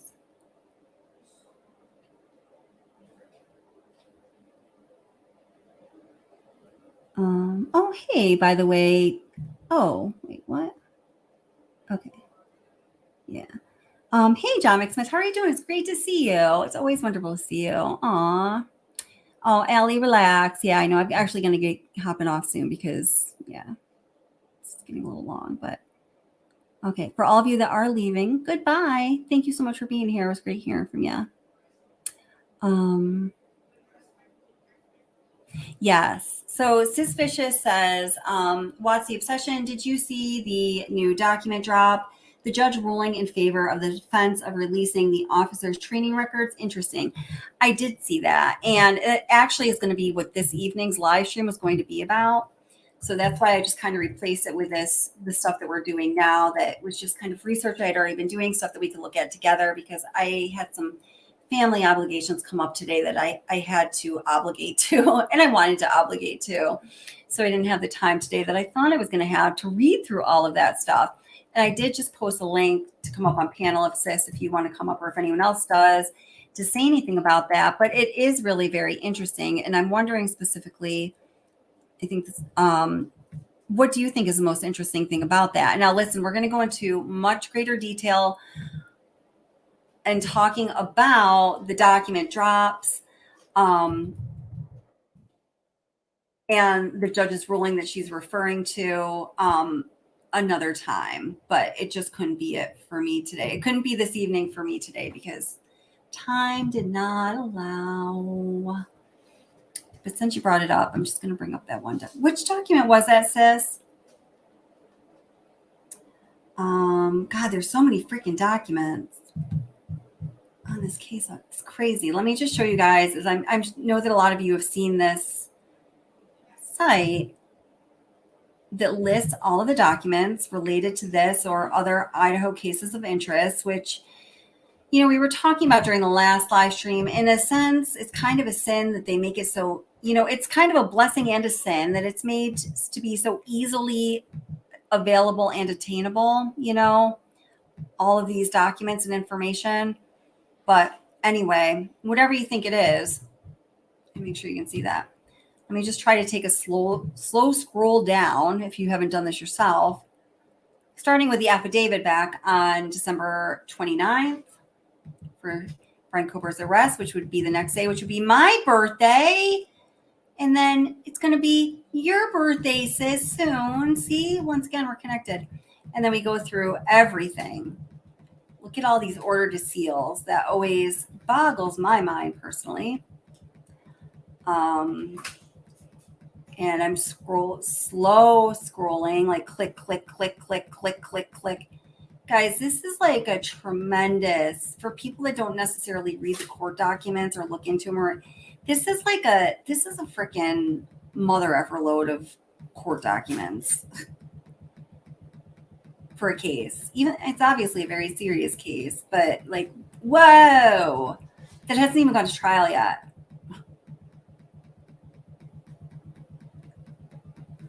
Oh my God.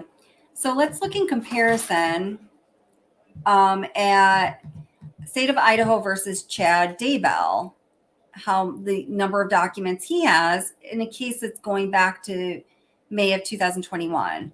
Now, I might not be making my point here because I haven't done this before. Okay, there's a lot of documents here too. But, you know, this case is at a much more advanced stage. Yeah, I mean, you know, this is a much more advanced stage, but there's a lot of documents there too. So it's just absolutely amazing. I would like to open that document, but I can't remember which one it is.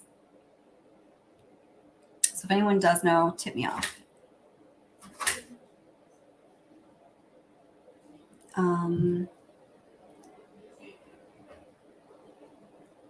Wait a minute. That's right. It's an order. Wait, okay. Temporary order, I think. Is this it? I'm talking to myself, and it's just going to happen for a minute.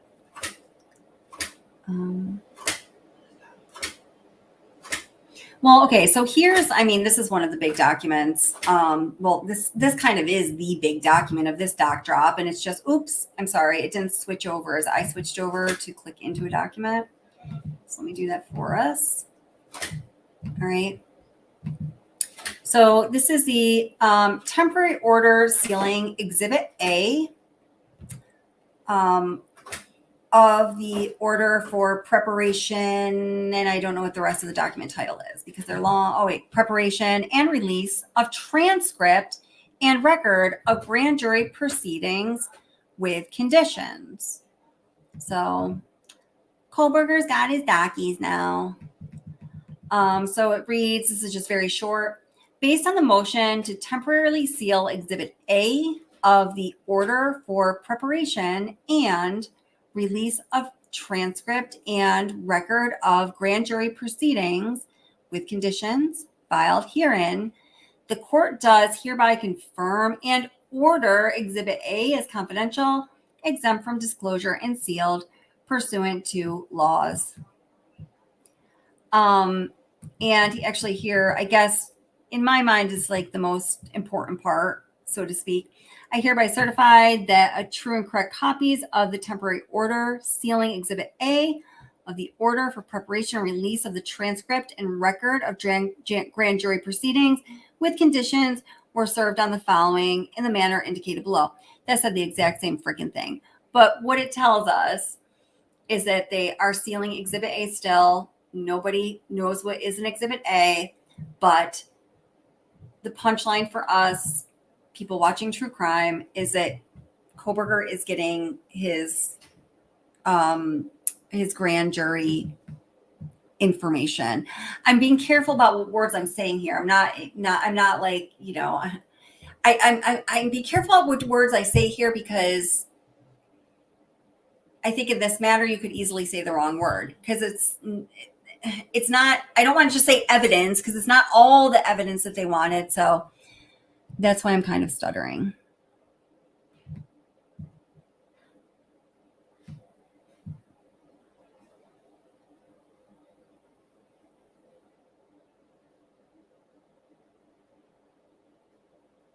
Oh, okay. Yeah. Awesome. Yeah. I would love, yeah. Next time definitely says. Yeah. It's huge. Yes, it is. Yep.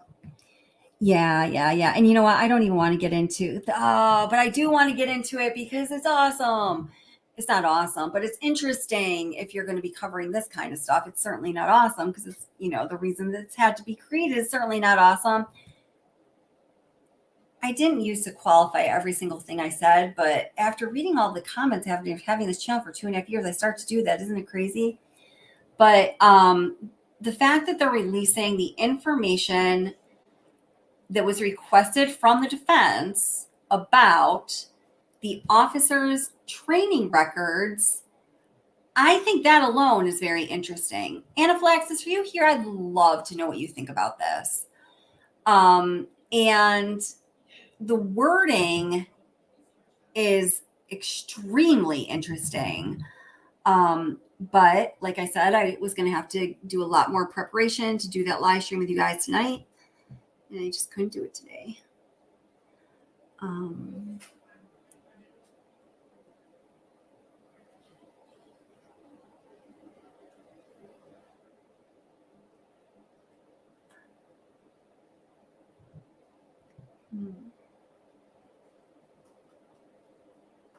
Okay, I think this is it.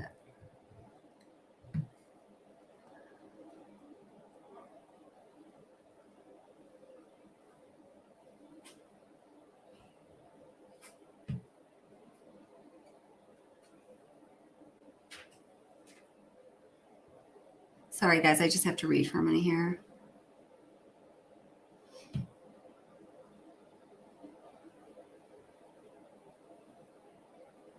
Okay, hold it. I'm close to it.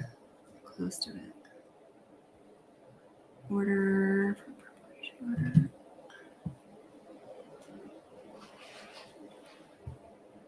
What was the good one? Was it the state supplemental response?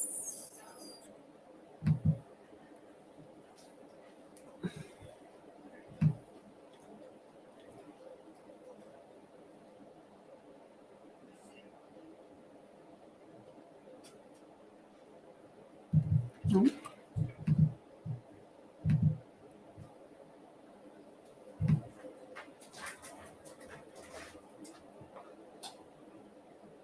Oh yeah. Oh my God. It's just like such a,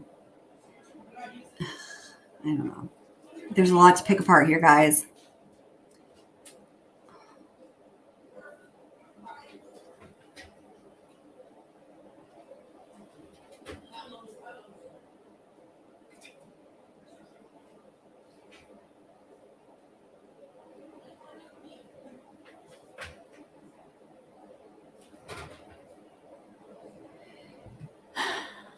I mean, so basically, in my opinion, I haven't heard any like actual legal analysis or anything of this thus far. That's why I wasn't prepared to speak on it whatsoever this evening.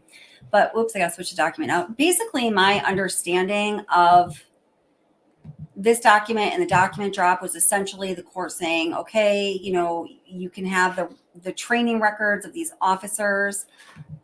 Is what it is in essence doing, in my feeble mind, is affirming this kind of idea that many of us had, that, you know, the defense is going to be going after the competency of the investigators, O.J. Simpson style, right? Is that what you guys are thinking too? Let's see here. Oh, yeah. Okay.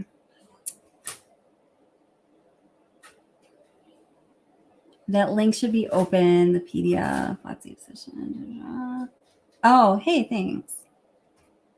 I think I may have just gotten it up here. I don't know where I don't see a link though. Oh, there we go. Okay, hold it. I think that I'm not sure if I have the same thing up, but I'm going to double check.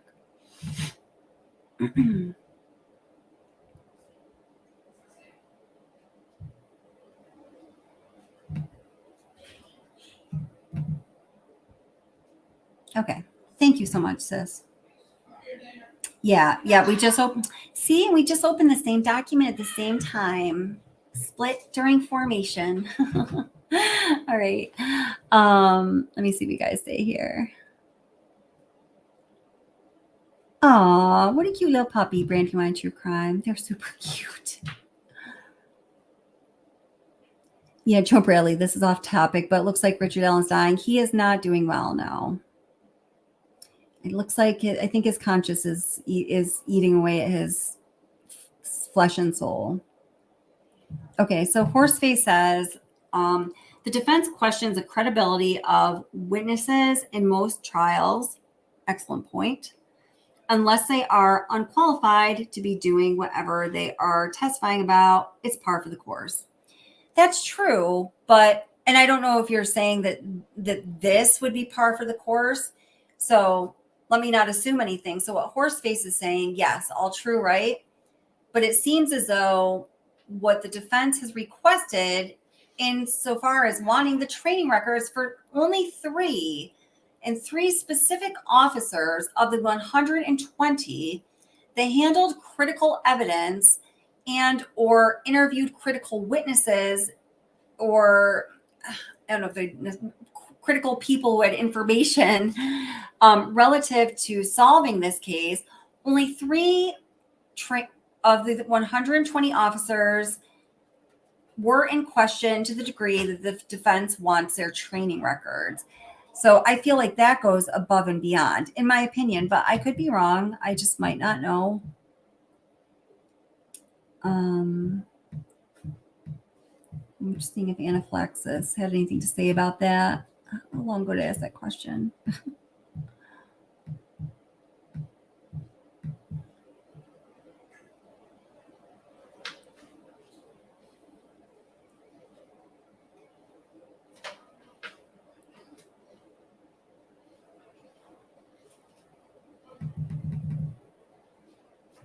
Let's see. Oh, nice, Matt. That's a good question. You know what? I can't entertain it now, or I'm going to be really all over the board. I'm sorry. It's a good question, though.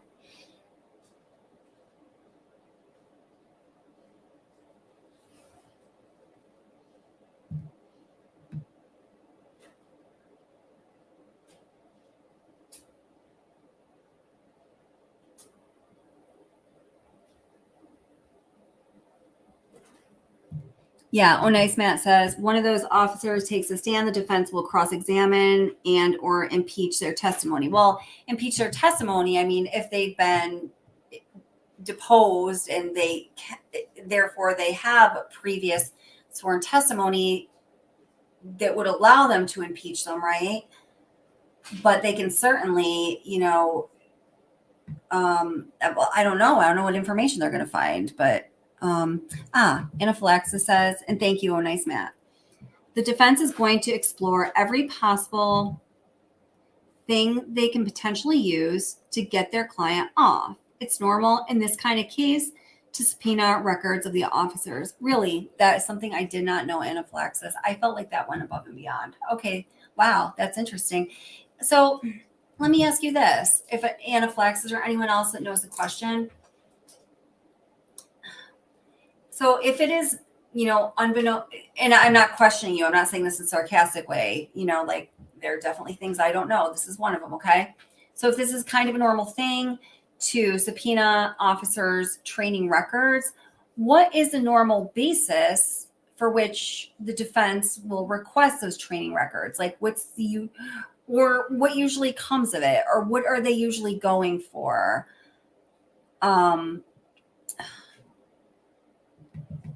And I feel like in the difference between that answer and I don't know. I just want to know the answer to that question. If anybody has anything, or I just want to know what y'all have to say about it, whether it's right or wrong, doesn't really matter. Well, it does, but I'd like to hear it no matter what.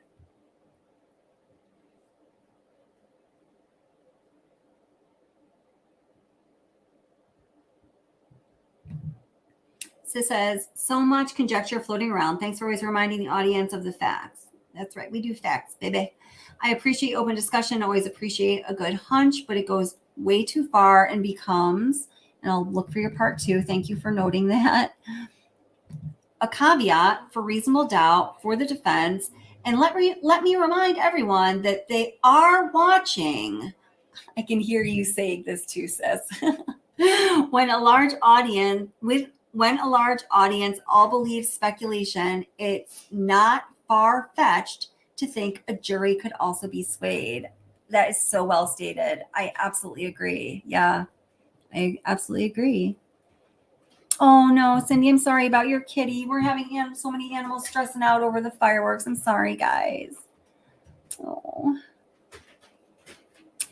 So Horseface says, my only concern is that they are not properly trained or the defense has an angle they are attacking. Thank you for articulating the question. I was not able to articulate, Horseface. That is exactly what I'm asking. That's why I just asked the question I asked. That's what I'm wondering. Is it just a general, attacking their training? They're not properly trained. They're not properly trained for what they're doing. Or is it a more targeted attack on the prosecution's case? Thank you. You guys are the best. I love it when you fill in my words that I don't have. Great point, Anaphylaxis. Anaphylaxis says, all the defense needs is reasonable doubt. It doesn't matter how they get it.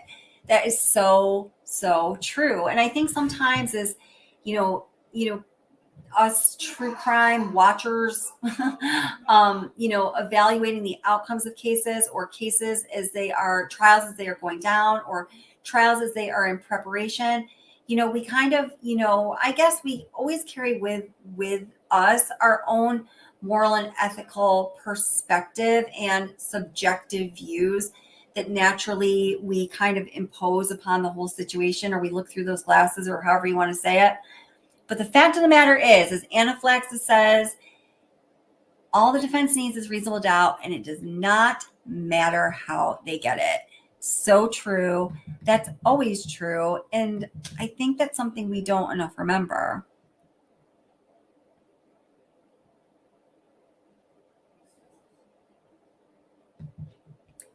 Hi, Demon Dog. How are you doing? Demon Dog says it's only normal in very strange and high-profile cases. That could be. Okay, more strange and high-profile cases.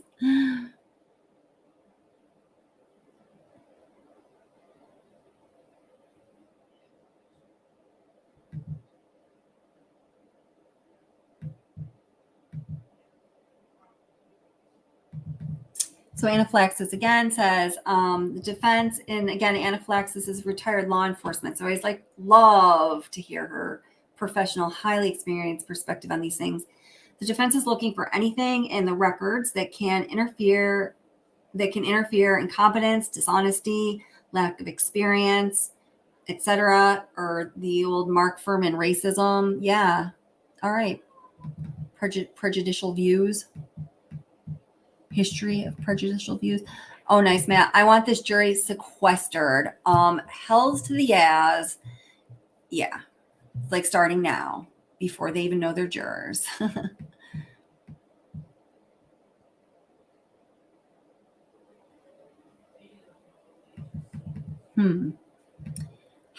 Why do people think they would not be properly trained? How insulting to law enforcement. Well, yeah, definitely insulting to law enforcement, but like in any profession that holds a position of power and esteem, any profession, there are those who are not properly trained and do not carry out their duties ethically, morally, responsibly, or the way that we like to think that they should or would, right?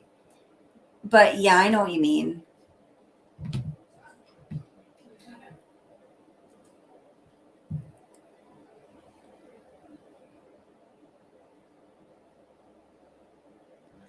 Hi, Moonberry. Welcome. How are you doing? Even though I've heard a lot of biased things presented, and I'm still open to both sides. And I feel that way too. I feel that way. I do feel that way. But I just feel like all that I've heard presented not all, but much of it points me in a certain direction. But what you say next, yeah. Although that dead stare doesn't help him. No, it doesn't. No. Hi, John. How are you doing? Says, yeah, he would have given his alibi by now. And I'm so curious in what you said that in regards to.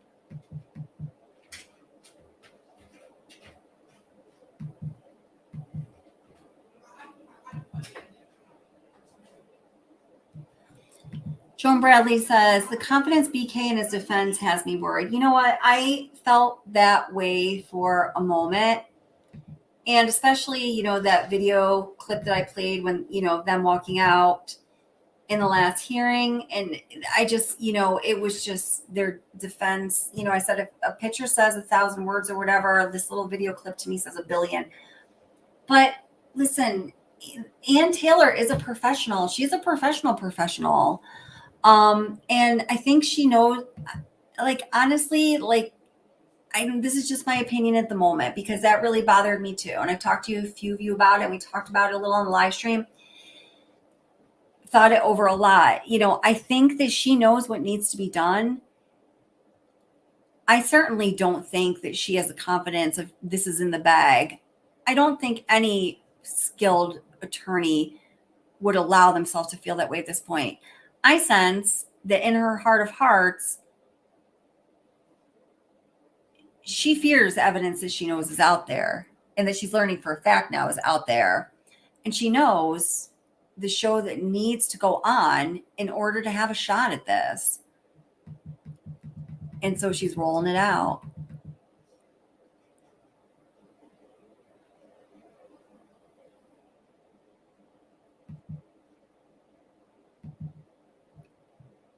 It should matter how they get a defendant off. Such a big, you know, ethical, legal ethics question. Yeah. Undertrained in rural Idaho, no way. I feel, yeah, it's not much different where I'm living right now.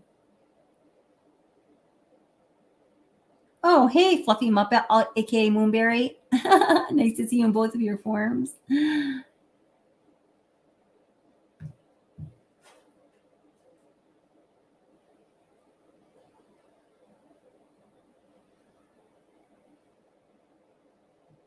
I know, and the focus, Sue-Ann, should be on the victims always. And unfortunately, once a trial becomes a spectacle of this magnitude, yeah.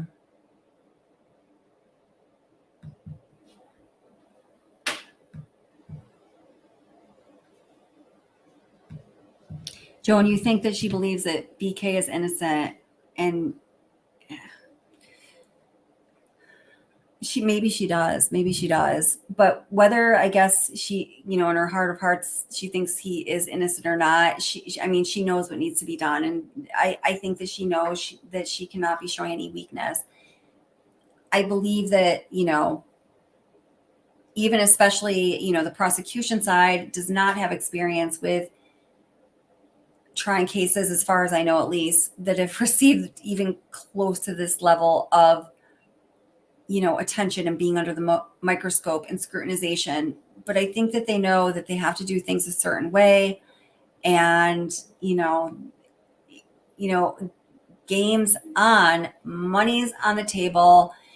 And not only that, their professional careers, future, history are at some level like at stake here. And, you know, it takes a lot of training, a lot of money, a lot of years, a lot of blood, a lot of sweat, a lot of tears to become an attorney. And I think that they're not thinking about that every single day, but it's not lost on them. You know, I don't know.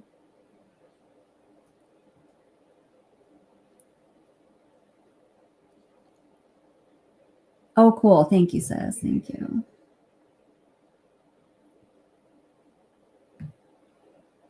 Yeah, I mean, this is a very good point. Yeah, some of the officers people are calling untrained are ex-combat military who, yes. Yeah, I've done a little bit of research into that. Yeah, I agree with you. And this is the stuff I wanted to talk about this evening. It'll probably be the next live stream we do. Because there are some really important issues here, issues of integrity and ethics too, like as you're talking about right there. And I just want to get it right and present what's out there, not just one side or the other.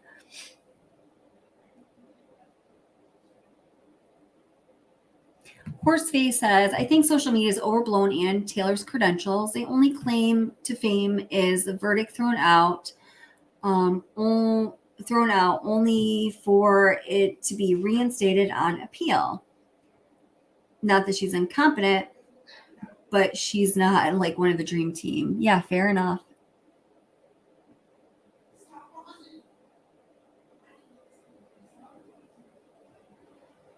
By a girl lawyer.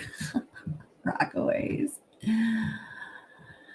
I don't know. My goodness. All right, guys. Oh, wow. It's a little over 2 hours. All right. So I am going to wrap it up. And thank you guys so much for being here.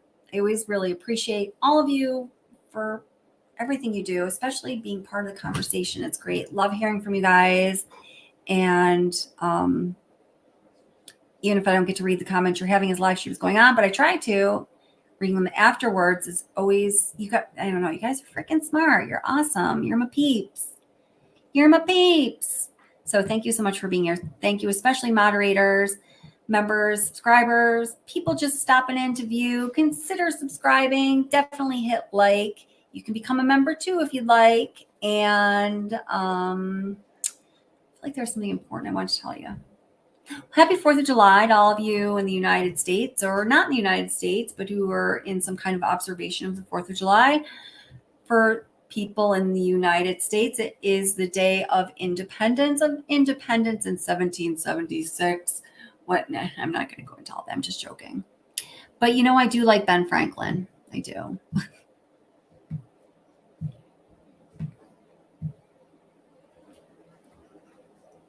Oh, hey, Susu. Well, glad you're here. Go like a minute or two into the replay because I started out without volume. Oh, gosh. All right, guys. So, all right, everybody be safe. I'll have a live stream definitely in another couple days. Everyone have a happy 4th of July if you're celebrating tomorrow. And if you're not celebrating 4th of July tomorrow, just have an awesome day. And make sure you're good to yourself and others around you, but definitely take time to be good to yourself because I'm sure you don't do it enough, right?